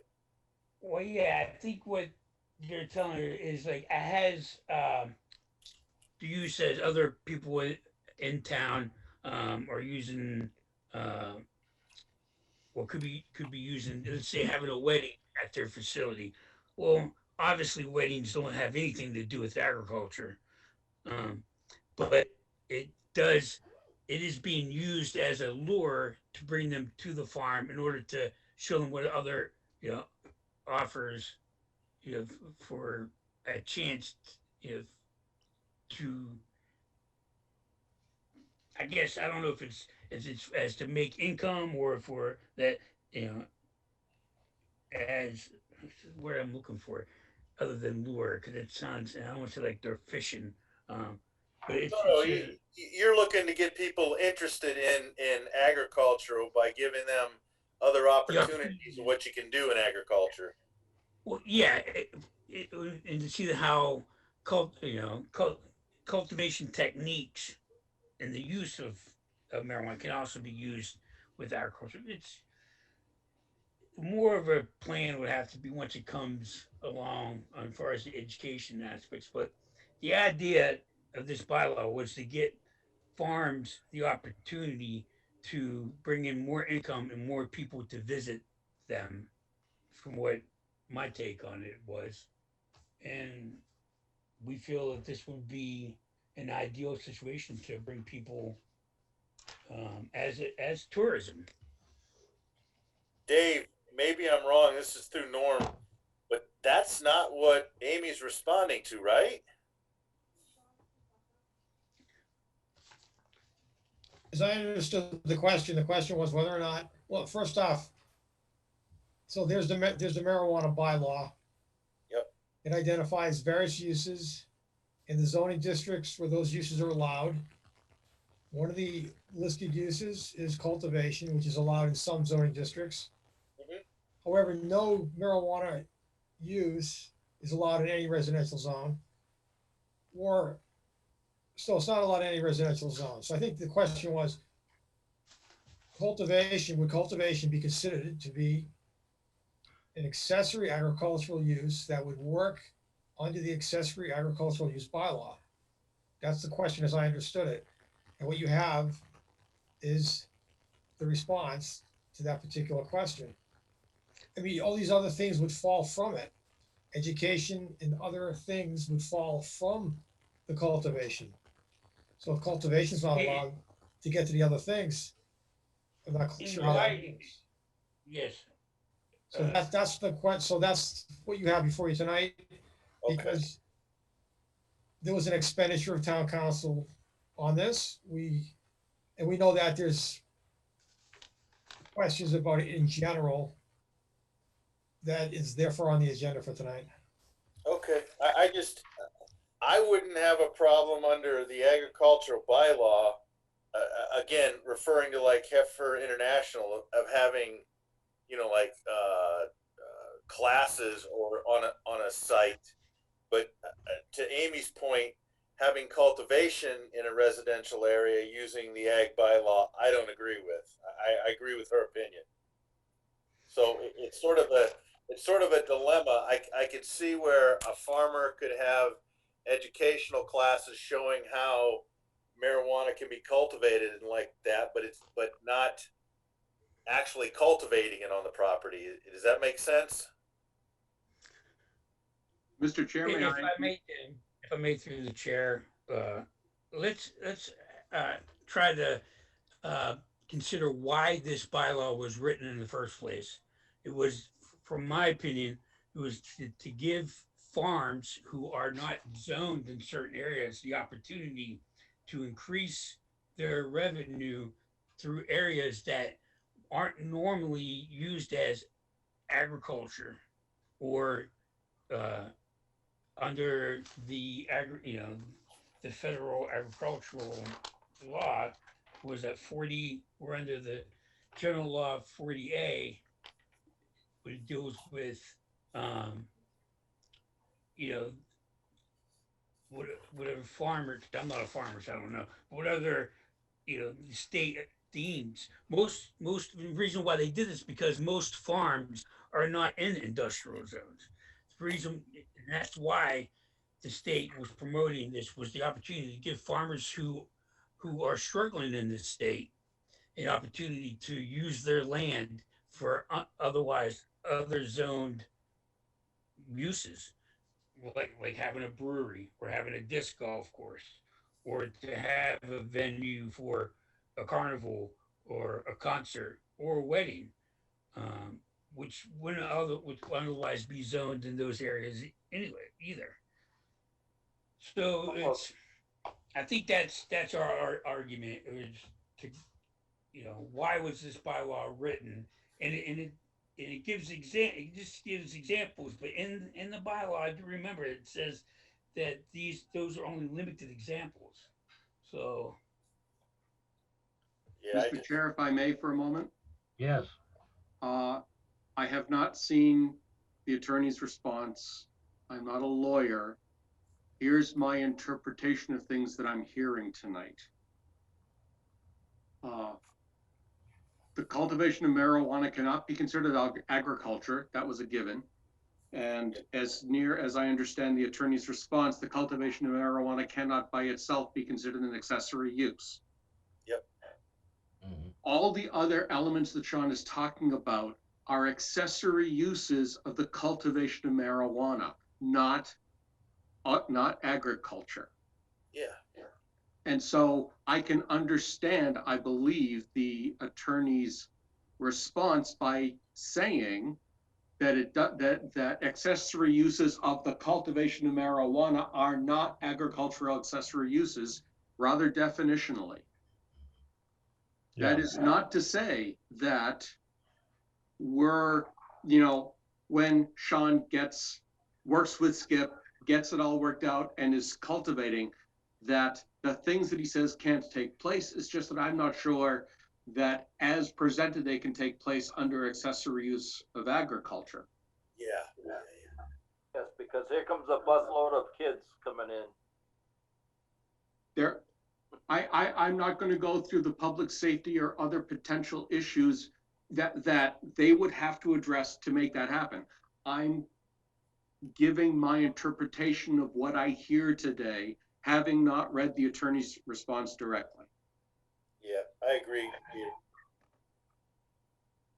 It just seems that there's too many places that it comes in conflict. Yeah. Well, I think, Norm, that's that's the reason why we've got a marijuana bylaw and why we have a cannabis commission that's specific for that purpose. Mhm. And I don't think this accessory bylaw, at least in my thought process when it was going through, it was separate from the marijuana, but there were other uses that are outside typical farming that can be used to help with income. Mhm. In the bylaw, it has nothing, it says nothing, marijuana is not even listed in the bylaw, I believe. So you get that as well. I'm just throwing that out there. All right.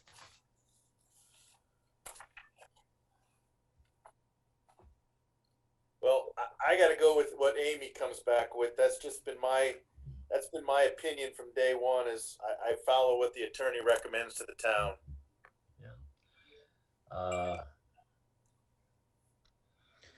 I don't know. I guess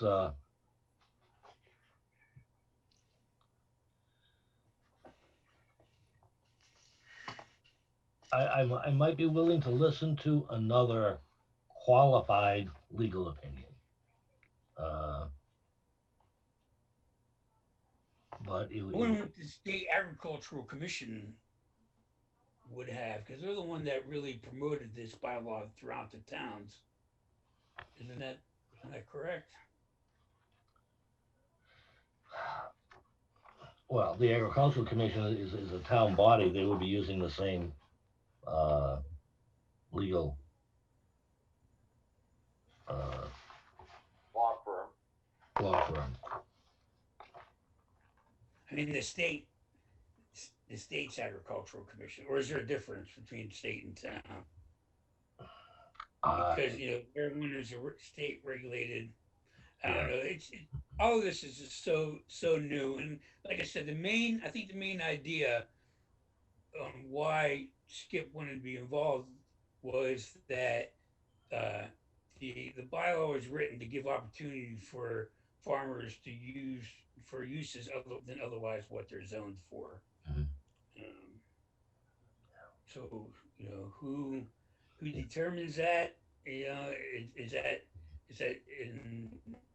just go to the zoning board of appeals, or is that something that the special permitting process does fall upon the planning board, as well as, I mean, I don't know, it's all, both of these items are very new.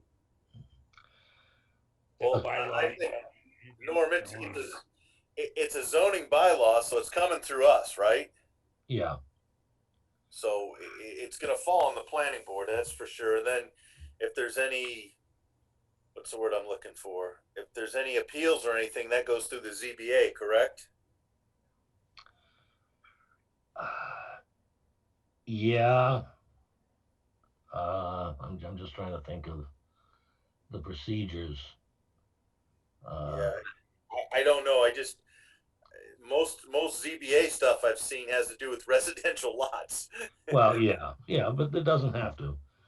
Assuming that there is a state agricultural commission, there's probably a dozen of them actually. That might be a place that these, I'll call these proponents, might be able to get some additional information, Yeah. including legal opinion. You have to look at why was this bylaw written? It was the main idea was to help, exact for farms to get uses out of otherwise zoned areas. So you have to look at the heart of what the reason. There's like the what's that saying? The letter of the law, and I'm not sure what's right and wrong, but yeah, I just have a hard time with the marijuana side of it, because Maryland spent so much time on that bylaw, and it's pretty specific to Rutland and the state, that I don't like this crossover. I guess that's what I guess I'm getting at. I don't know what the rest of the board thinks, but that's sort of my opinion. I don't like mixing bylaws. We've got one for marijuana, for the different uses of marijuana, and then mixing it with the agricultural use, I've just got a tough time with that. And I Well, see, think that's the idea of laws. Laws grow and change as needs come and go. What you brought up, Sean, was the fact that Skip Clark was having a disc golf or whatever it was. That is part of it right there. No, not Skip. That was a proponent for other farms in town, and that was just an example and that example was also listed on the bylaw as yeah. your uses on farm land, which has really nothing to do with farming. I don't know, somehow. It does to the bylaw because the bylaw's got agro entertainment, so that's what they're calling. The bylaw has 3 sections: agro entertainment, commercial, and tourism. So the disc golf or whatever, grass hockey, whatever, that would fall under the agro entertainment portion of different uses of farmland. I honestly kind of think that, if the intention of the agricultural accessory bylaw was to, expand the availability or the use of marijuana cultivation, it would need to have been specifically stated in it. Yeah, I agree, Norm. Yeah, agreed. And the education part is fine, but I don't think that's actually listed necessarily as a provision of the agricultural bylaw. Well, touring, I think one of the main ideas was using the tour of the facility to draw people to the farm and them to get the opportunity of what other things the farm has to offer. But the touring you're talking about is accessory to the marijuana and not accessory to the farm, to the agriculture. Yeah. I'd see that. I understand that. All right. But the bottom line there also is, if you're going to cultivate marijuana, what do you do once you got it there? Could you say what was that, Norm? What are you going to do with it? I'm going to sell it. You're asking. And that can't do. No, you sell it whole. It's sold by. Well, you couldn't sell it to any patron that came to tour the facility, unless they have a retail license or a manufacturing license. As I recall, from what I've read recently, you can't sell it where you're cultivating it. So you would, if you had this type of tour open, you wouldn't be able to sell it on your farm anyway. No, that wasn't the idea. It was to get it to sell people. The idea was just to come see how marijuana was grown, and then show them, well, hey, while you're here, let's show you other aspects of the farm. And I think, Sean, that to Peter's point, that it's a clear accessory to marijuana cultivation.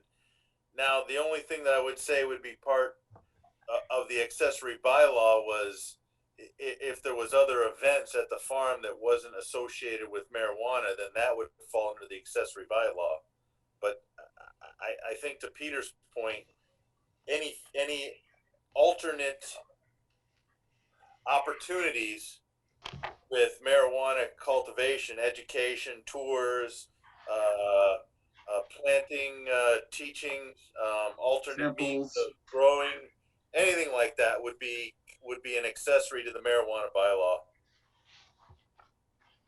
There's also a new law that says, I think it's 21, that anybody can be involved in one of these, big store events that they have in a place like the DCU Center, for example. And I don't know how that would affect your plan if you were inviting children to come and take the tour. You like the trade shows, Maryland? They have the trade shows for marijuana and stuff like that at the DCU. Right. Yeah. Okay. Yeah. Mm-hmm.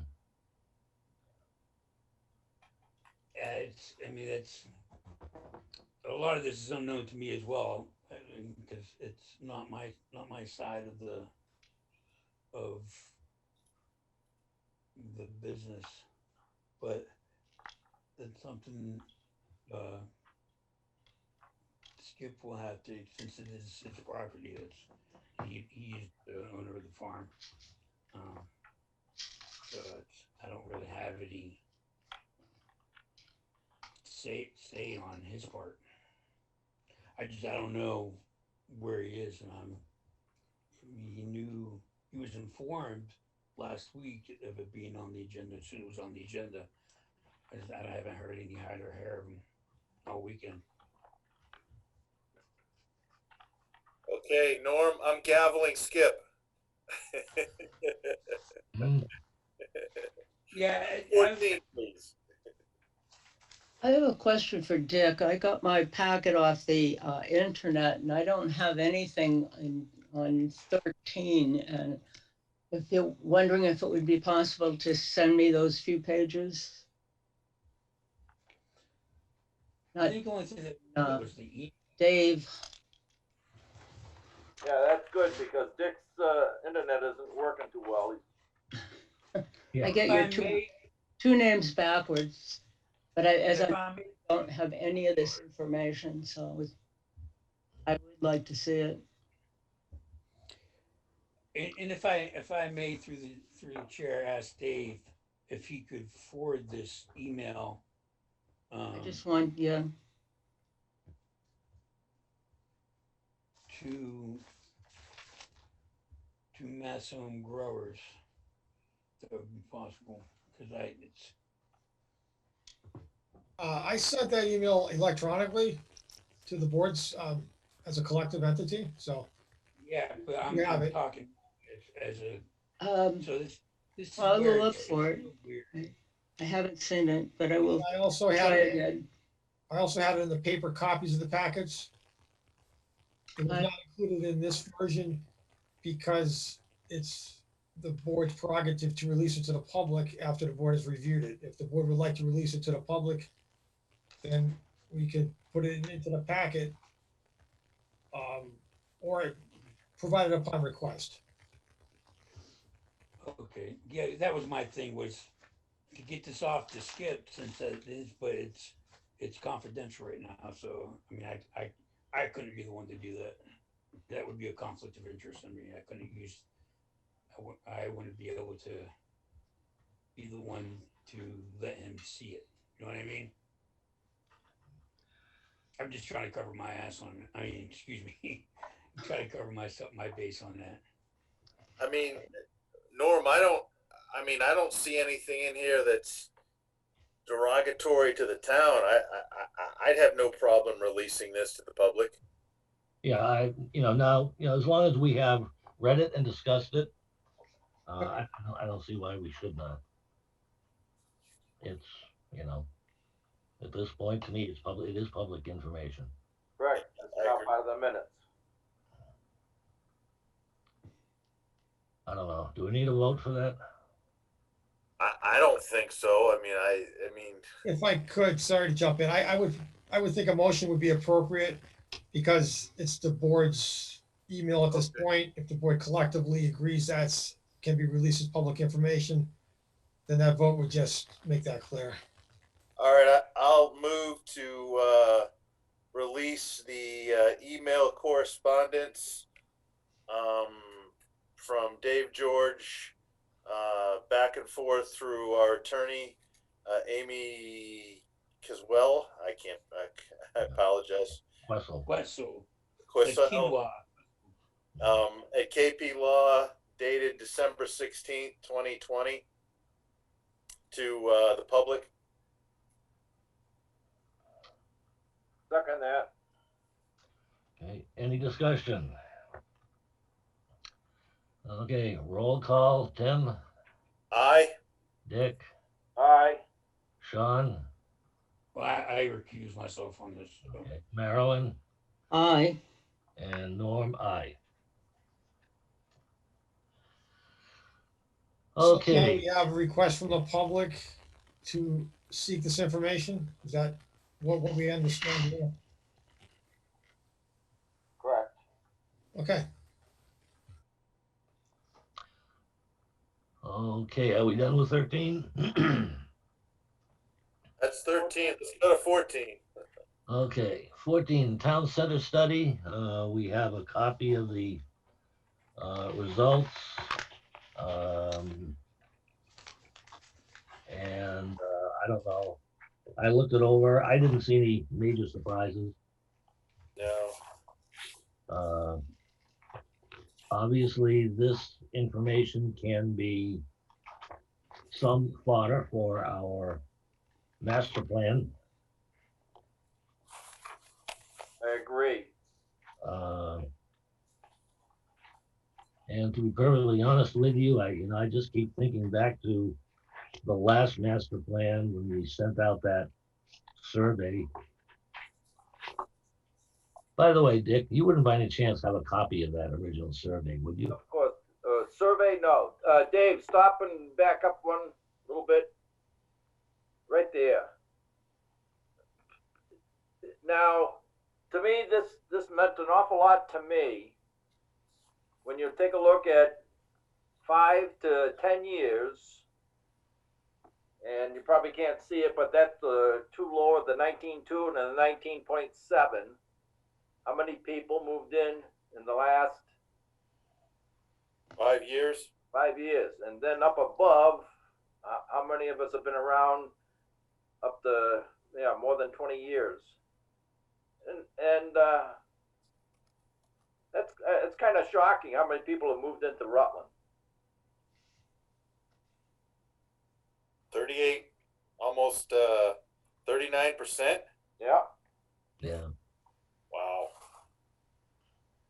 So that's the new your people that are coming in to take your place.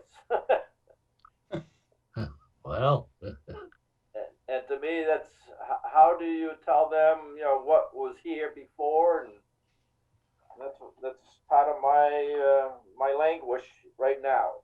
Mhm. What I would like to see, Dick, is how many stayed after their kids graduated from Wachusett. well, I can't talk. Never had kids, so I can't say. I'm in the same boat. I've been here all my life so far, and hopefully it's a little bit longer.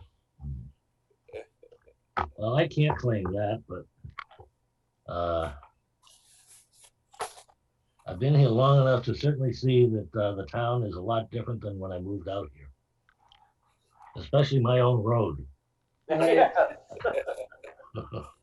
Not to mention Glenwood Road. Oh, God, yeah, Glenwood. Oh, boy. And for some reason or other, I always remember the town population being at 893 people. What reason that sticks in my mind is beyond me. But I happen to have been, I think, grade 1 or 2, something like that, 1949. So, That's 10% of today's population. yeah. Yeah. It makes me think of the town meetings, which seems like there's a lot more of the newcomers here than the old folks. Yeah. So I love this survey. There's a lot of stuff in here, in my opinion. That's how you want to, read it and go over it. But I'm very pleased for how it turned out. I mean, shouldn't this survey, I mean, literally be a good starting template for the master plan committee? Oh yeah. Yeah. Oh yeah. Oh yeah. It's not all that the committee is going to be looking at, but it's a significant chunk of information. Yeah. Okay. Okay. Item 15, the Ag Commission study. Now this is the one where I was saying, Dick, there's your map, buddy.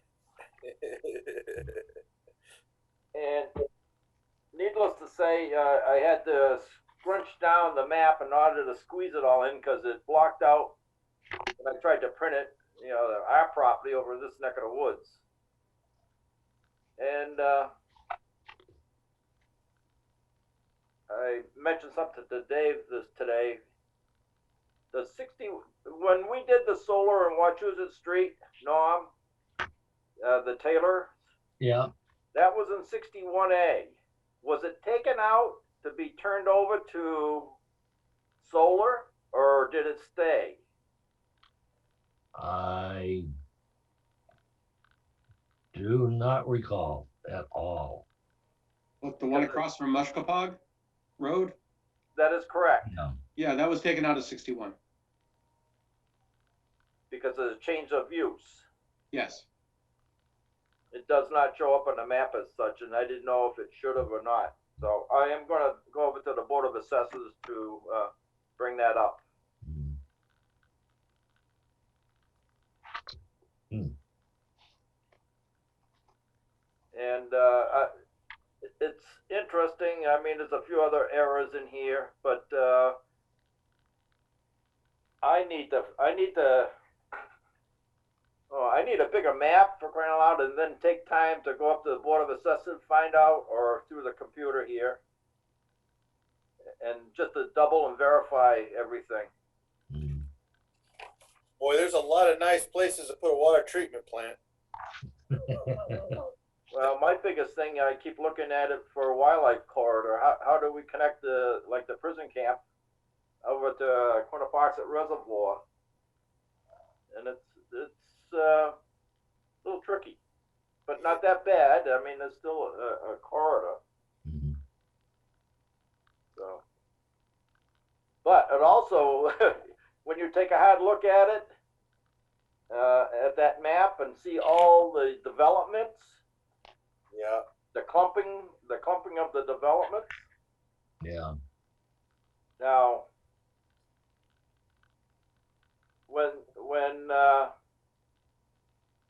how many of those were pleas? I would say probably 80%. I'd say so. Yeah. But I mean, that when the 2000 master plan was done, they estimated the population for maximum growth in the town. I believe, Norm, wasn't it 16,800 people or something like that? I thought they said less. I thought it was less than that. Well, for some reason or other, 16,000 plus is what I remember. All I remembered is I did not agree with their assessment of that.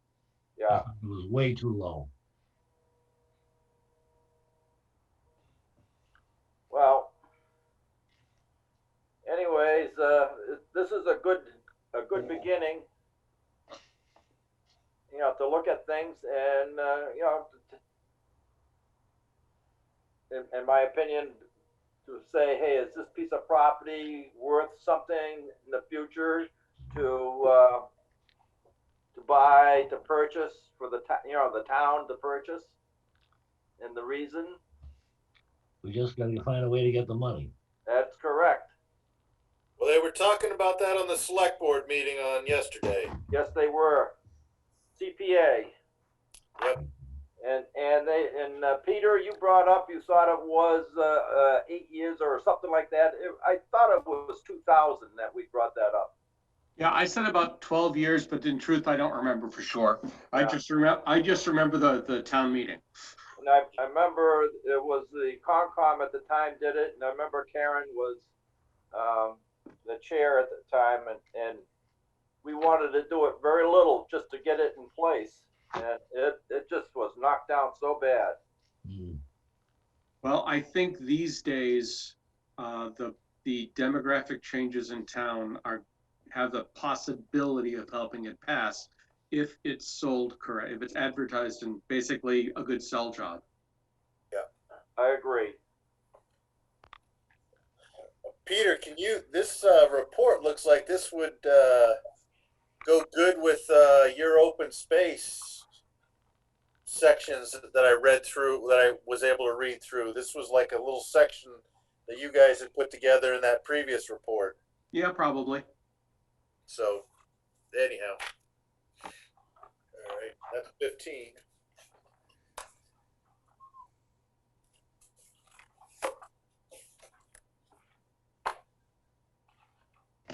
Oh, good job.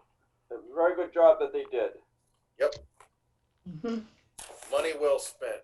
Yeah. And hopefully we'll have something else in the works in the near future. Right, Dave? Yeah, I think so. I mean, the purpose of the study that we just looked at, the results, we're to take a big look at, the economic effectiveness of ag in the town here, and also to come up with recommendations and resources. So some of those resources, hopefully we pushed it a little bit further through this report. We got some recommendations. Then I think if we can feed it through to either working from some of those recommendations, which we already have. One recommendation was for someone from the AgCom to be on the master plan steering committee because of the importance of ag land in town. So that's happened. Yeah. Yep, Kate's there. Yep, Kate's there, which is great. AgCom should have representation as part of the committee because of the importance of ag in town here. And then the other item was to have an agricultural accessory use bylaw, which was done before this report. So I think working from the recommendations and some of the other things that Dick has indicated that the AgCom has in mind, I think we can meet that deadline for March for the DLTA round 2 funding if a proposal could be put together. I know there was a couple of ideas, so yes, we definitely want to come back and have more projects and keep it going, because ultimately the idea is to get more revenue into the town to help offset other expenditures. And this seems to be a way to do it. Yep. And thank you, Dave. I appreciate that, Dick, and I also appreciate working with the AgCom on this project as well, and all their support. Thank you. You're welcome. Norm, are we to the point where it's the not expected in the last 48 hours discussion? We still have one more item 16. Oh, I missed that. What is 16?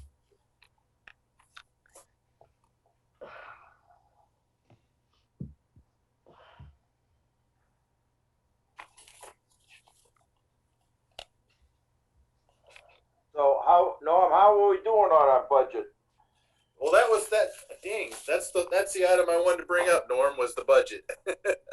I missed that on 16. Okay. Because my question was, I know in the past that when Dave came on board, we were assisting in financing, and from what I can gather, Mike did some creative financing last year, and nothing came out of our coffers. Is that correct? Not last year. Okay. As they say, I'll start this thing out with Houston. We have a problem. Not a major problem, but when we first hired the planner, yes, it was agreed that the planning board would contribute. And honestly, I forget the number. I keep thinking it was like $7,000 or $8,000. Yeah, that's about right. In the first year. Correct. The idea, with Margaret in charge, was that the planning board would be funding a decreasing amount from year to year. Correct. When Mike came in, and I don't know if it was his first budget or second budget or what, he somehow or other did apparently magically find some way to entirely fund the town planner from the town budget. That worked for 1 year. The following year, I'm going to say it was the following year, apparently he could not come up with all of the money. He appropriated, I believe, $5,000 from the planning board administrative account. To the best of my knowledge, he never told me about that. I have absolutely no recollection of that happening. Wow. And since that time, basically, and I'm going to say it's every 2 weeks, $74 or something like that, and some odd cents, has been taken out of the planning board administrative account. to supplement the town planner salary. I was not aware of that, and Tamika, you can speak up. I'm going to assume you are not aware of it. No, this is the first I'm hearing of this. Yes, okay. With that, the first thing is our own accounting of the administrative budget is not going to reconcile with the town's ledger, because we have not been including that because we didn't know about it. Who's responsible? Is it Becky? No. Well, she does it. Yeah, if she does it, she's the last one. I would think that she would be the one to be asking you about it or telling you about it. Well, you might think so, but I'm not going to put blame anywhere. Yeah, Norm, it's past. It's what I wanted to ask you about was, what do we do about this budget season? Well, that's another story. Our new town administrator, Ron, filled me in on this, and particularly he did not like the way the accounting was being done, because in the town budget, the budget for the town planner was that basically that $5,000 less than what the town planner was actually costing.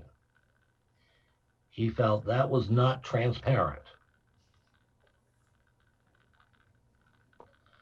So what he is, I say proposing, what he is going to do is, and I pretty much agreed with him, because that they're in these budget seasons, they're not just going to magically come up with the $5,000.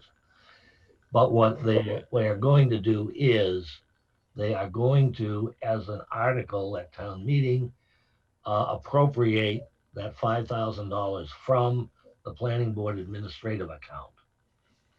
And therefore, the cost for the town planner will be shown in its entirety. Okay. Okay, it's not making money anywhere or taking money from anywhere. It's just accounting for it in a different way. And I have to agree that someone's looking at a budget and says, oh boy, we're only paying this, and I'm going to use totally fictitious numbers.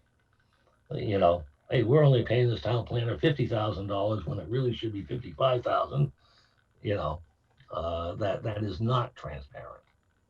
So what are you saying, Norm? You got a 10% raise this year? Yeah. All right, Dave, you're washing my car, damn it. Yeah. Anyway, I guess I'm going to say to Tamika, I do feel that it is very, very important that our own ledgers reflect what is actually happening. Oh boy.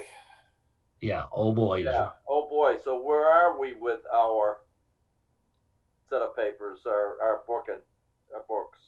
Well, I guess the first thing is whatever we show for a balance is fictitious. Yeah, not right. Okay, it just isn't there. It's a question of how do we go about making it right. When I got into these discussions with Ron, we did go over and we talked with Becky, and she can print out a full ledger of all of the withdrawals that have been made, both the ones that we have recorded and the ones that she just did on her own for the town planner. So, and I haven't done anything yet on it. Maybe I'm just plain lazy, I don't know what. But I am planning on getting to her and asking her for that, hopefully in a format that at least I can understand. Because I've looked at a lot of the stuff that our town accountant, Dan, has printed out. And I'll tell you, I learned very, very quickly I'm not an accountant, because trying to understand it is almost impossible. And then, and with that, then I think Tamika, I think the two of us are gonna need to maybe get together sometime before too long and see if we can get everything back on track. Sure, Norm, absolutely. Norm, do you think I ought to get a hold of Suzanne Bump? I recognize the name, but I think that maybe she should come into town and do a emergency audit on the town. She is the state auditor. okay. They've already tried that, Dick. The select board already tried pushing that through. Hmm. So Oh. anyway, that's the the state of that one, and it I guess it makes me a little bit uneasy. I don't think our administrative account is going to run out of money when we, when we just look at the A&R plans that come in. Yeah. We seem to be, garnering. We're flush with money. No, I think we thought we were. Yeah. Okay. I'd like to know what the bottom line is right now. Well, yes, I would really like to know too. Yes, and so do you have a meeting with Dan? I'm going to start with Becky because I think I think she can. I think I can maybe persuade her to create something that I'll be able to understand. And Norm, if she could do a spreadsheet of credits and debits for the last 12 months on our account, that should at least get you in the ballpark. If you can come up with find a month where we knew our number and then just work backwards. oh yeah, no, that's the idea. Yeah. But like I say, I don't know if you've ever looked at any of the reports, which I haven't seen in ages, from Dan. Oh yeah, I have. Karen showed me. The ledger book is not easy to follow. It is not. It is not. And it's been that way for 30 something years. Yeah. And I made up just a very simple spreadsheet that simply adds and subtracts as money comes in and goes out. And Yeah. see. And if I can get Becky to create something like that, it'll just make things a lot easier. Yeah. Well, is this something that we can keep coming back to make sure? Because I don't want this to slip by. I feel that this is something that Tamika can put on the bottom of our minutes or whatever. Mm-hmm. I'd have to say yes, and I'll tell you, I'm gonna, for at least part of this, I'm gonna take the blame myself. No. Because basically, when Tamika came on, I pretty much dumped the finances on her, and I've ignored it. Because she has been doing, as far as I'm concerned, a wonderful job with it. And it's just very, very easy when things seem to go along nicely to not pay attention. Right. Yeah. Well, Norm, I guess I'm not going to let you take the blame, because if you didn't know about it, how can you act on it? Yeah. Well, yeah, but by the same token, I probably, should have been even just more frequently asking for, the latest printout and that sort of thing. Yeah. And, so do we want to contribute 5,000 this year to make sure that we can keep Mr. George employed, and that'll help with the budgeting season? Well, do we want to wait and see what we got for money? I don't think we have to wait. Okay. But like I say, the money isn't coming from anywhere else either. Okay. But by the same token,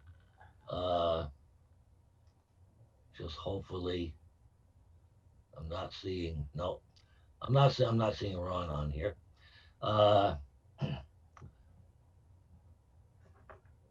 as long as we are contributing to the town planner, that kind of gives us a bite to secure that town planners' time and efforts don't go to places other than planning board. All right. Again. Yes, I agree wholeheartedly. Gives us leverage. Okay, I guess that's the word. At least a little bit. At least a little bit. Yeah. Do we need a motion or anything to do that, or is that? I mean, that's typically within your realm of working with the TA and the FICOM to get that taken care of. Correct? Yeah, this is all just informational, really. Okay, that's what I thought. Okay, good. Because I have no problem, Norm, if we've got the money contributing, because Dave's done a phenomenal job, and I don't want to lose him. Yeah, No kidding. Agreed. yeah, agreed. That's right. No, do you think the money that we're asking for on A&Rs and other special permits and things like that sufficient enough at the present time? Well, Tim, didn't you? Norm, it's been 7 years since I did a review. Yeah, but I remember you finding back then that The A&Rs we were a little bit high on compared to our competitors. yeah, just a little bit. Okay, a lot bit. Yeah. But So, I don't think that we're gouging anybody, but we weren't. I mean, with taxes right now of acre and a half house with 2,200 square feet being like $5,000, mhm. $150 for a lot for an A&R doesn't seem like a lot of money. Well, yeah, well, no, it's a lot more than that, but anyway. Well, I meant, isn't it? It's 500 plus 150, or I don't remember the numbers. 300. Yeah. 50. I forget which now. But anyway. Norm, just let me know how I can help. Yeah, like I say, I'm gonna get to Becky first, and like I say, I keep kind of, I don't know, putting it off. It's not gonna be one of my more favorite things. Well, that's one of the things that's made me nervous, because I belong to the Williams Foundation, and they've donated a lot of money to this town in various places. And all of a sudden, like at the last special town meeting we had, all of a sudden money slipped out for something that it wasn't supposed to go to. Oh yeah. Yeah. So what else has? And I only can go back to there was a certain young lady that worked in the office, and she's not there now, and how she used to speak about what happened in the accountant, and always shook me up. So Well, that's another good point, Dick. I think Dan initially wasn't going to be here, and he decided to stay on because he was retiring or something like that. So we're going to be getting a new town accountant possibly soon. So we better get all of our, what's the word I'm looking for, ducks in a row. yeah. Yeah. And dollars where they're supposed to be. Right. Correct. Yeah, that's what I was getting at, Norm. So if we could keep it on the agenda or something like that, so we can just keep updated on it, because I don't want this to go away or lose sight of it. I want to make sure that we're okay, because like you say, we don't want to lose Dave for a screw up that we did not do. Just this is totally off the subject. Did somebody say that town hall is opening up next week? yeah, it was on the select board discussion that at least what I heard, Dick. Maybe I was wrong. I know you were on that next week on Monday they were going to open up town hall. Yep, town hall is opening. I think it's all town buildings with the exception of the library and the senior center right now. And what is the library they were checking on, Tamika, or was the librarian said no? I didn't remember hearing that. I'm not, they were looking into being able to open up for just browsing, so not having like the programs, but they didn't have that worked out yet. Okay. How about And for us to have a meetings downstairs? well, that's what I was Ron, gonna Ron did indicate that he would be comfortable with the board's meeting as long as you are following the spacing and the masking protocol. But obviously, we would still have to concurrently hold a Zoom meeting because the public can't attend. Correct. Okay, that was I was gonna ask was, Hmm. I mean, the buildings are open, what, because these meetings are open to the public, so you can't really put a count on, only admit 25 people. I mean, I don't think that would be, I don't know if that's legal No, I or don't fair. think that they're allowing anyone from the public to attend. So it would be kind of like it was a The few weeks hybrid back, meeting. where like the board members could go, but we still concurrently held it on Zoom. Yeah, with those I hybrid can meetings that we had. get that Yep. vaccine. Anybody heard anything about them offering government officials an early vaccine in the phase? Well, I figure our elected officials in Boston got vaccinated. So does that qualify us since we're elected? Right. Yeah, that's my question, because we gotta wait till phase 3. That could be till after May. So I think we should be, since we are deemed essential as far as meeting, I mean, we're elected officials. Problem, Sean, is you're just too young. Yeah, and Sean, you don't work for a utility like some of us that are in phase 2. Yeah. Hey, my birthday's next week. I'm turning 50. You're 15 Well- years short. Short Yeah. 25 years. Yeah, I know. I'm still youngin'. I'm always gonna be the youngest in the family. The governor was predicting that they would have the pharmacies up in a couple of weeks, so. Well, and Seth had said, Marilyn, that actually Rutland could move on to the next phase. It's just the state would rather that all of the towns stay synchronized. Yeah. Mhm. Well, at least they moved the over 65 up a little bit. Yeah. That was kind of bugging me because my birthday is in April when I'll be 75, just at the wrong time. Well, Norm, sometimes you're a mathematician. What's the average of 65 and 75? Yeah, right. It's close enough. I don't think they like close enough. I don't know. I think Seth is probably going to be a little bit more amicable than if you were 22 showing up. Well, yeah. Might depend on how cute you are. I don't know. Oh, I'm not. Oh, that did it. Ron's Oh writing. dear, was somebody politically incorrect? Oh no. No, Ron's writing a new sexual harassment policy, Peter. You better watch it, buddy. Mm. So. Oh, no, I to Sean's question, I asked that, but I'm not going to, because I know that all the politicians in Boston got vaccinated right up front. So, Well, they're trying. I do have to say that. And I am just kind of assuming that we are just going to be able to go up to the center of town to the fire station when the time comes and get it done. Library. Or the library. Yeah, they're, in order to do more people, they're going to do it at the library when they open up to phase 2.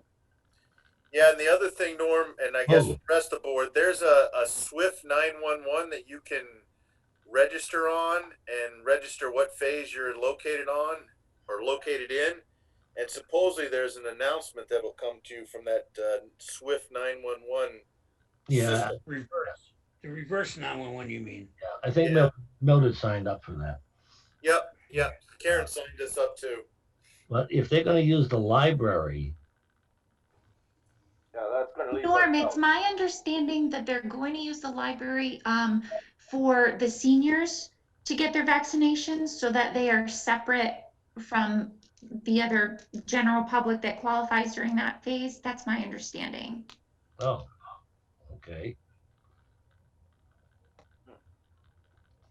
So they're gonna have two sites. Yep, that's what I believe. They're gonna do everybody else at the fire station, and then I don't know if it's gonna be 65 plus or 75 plus, but I believe that Nancy is working on having that specific population do it at the library. Mm-hmm. Interesting.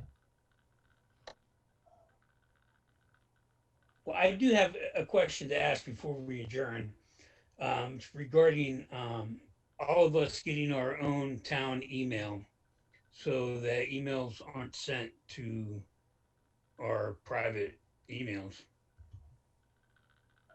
That came up last night too, Sean. Oh, yeah. It's a much bigger problem than you think it is. Yeah, it's Well, lack I of. have no doubt, but it's a big problem having stuff sent to my personal inbox. If it ever was to be, that would, Yep, always, if anything, always have a separate email for town stuff. And never accept anything for town stuff to your personal email. Really? agreed. Really. No. Public records request comes in, whatever email address they send to is what gets basically subpoenaed. Yeah. And you have to give them everything. Well, Oh. this might be pretty boring reading, I'll tell you that. Yep. Yeah, I got to, Tamika, I got to send you a new email address too, because I'm not going to use my charter anymore. Okay, yeah, that'd be great. Just let me know what you want to use. Yeah, I've got a Gmail account that I rarely use that I'll send you. Perfect. I have one of those that I'll send you also. Yeah. Yes, that would be What good, was the Marilyn, because I consensus? get emails that when I send emails to it keeps sending it back to me. So if you could give me that updated address, that would be great. Okay. And then Norm, when are we getting our Chromebooks? Well, I read the email. What was the consensus on that, Tim? Are you talking about the select board meeting that it came up? Yeah, Last it night? came up. It came up. I mean, honestly, those Chromebooks. Again, this is my opinion. They're basically useless. They're basically a hard drive. I mean, if somebody had a thumb drive, it'd be probably more useful. They I could mean, not I'm on their Chromebooks read the presentations that were put on shared screen. Yeah, They're too small. That was yeah. I don't know. Anyhow, let's go back to the emails. Is it a budget thing or is it? That's part of it, I- Sean. They're still trying to get individual email addresses for the Board of Selectmen at this time. And it's a combination of technical issues as well as budgetary issues because you do have to pay for it. You have to pay for each one, and we have a license that only allows a specific number, and we are within 3 of that number, last I heard. In fact, we might be within 1 of that number now. A license? License from who? Microsoft, Oh. because Okay, so we Microsoft. use Office 365 as our back end. And you have Okay. to, you need a license for a certain number of people. And the next step is pretty darned expensive plus the $200 a year per email address. Whoa. Hmm. Whoa. Okay. Learning a little bit too much. yeah. Also, Dave, on this packet that I picked up, you want this envelope returned to the office? Yeah, if you don't mind, if we could get the envelopes No, I back, can- we'll just yeah. keep using them over and over again. All right. Cool I'll deal. drop it off. Remember our budget, Yeah. paper. Given that the town hall will be open on Monday, if you want to just leave it at the planning board mailbox, if I'm not in the office, that would be fine too. All right, Norm, and I'm going to give my yearly pitch. When are we getting our salaries back?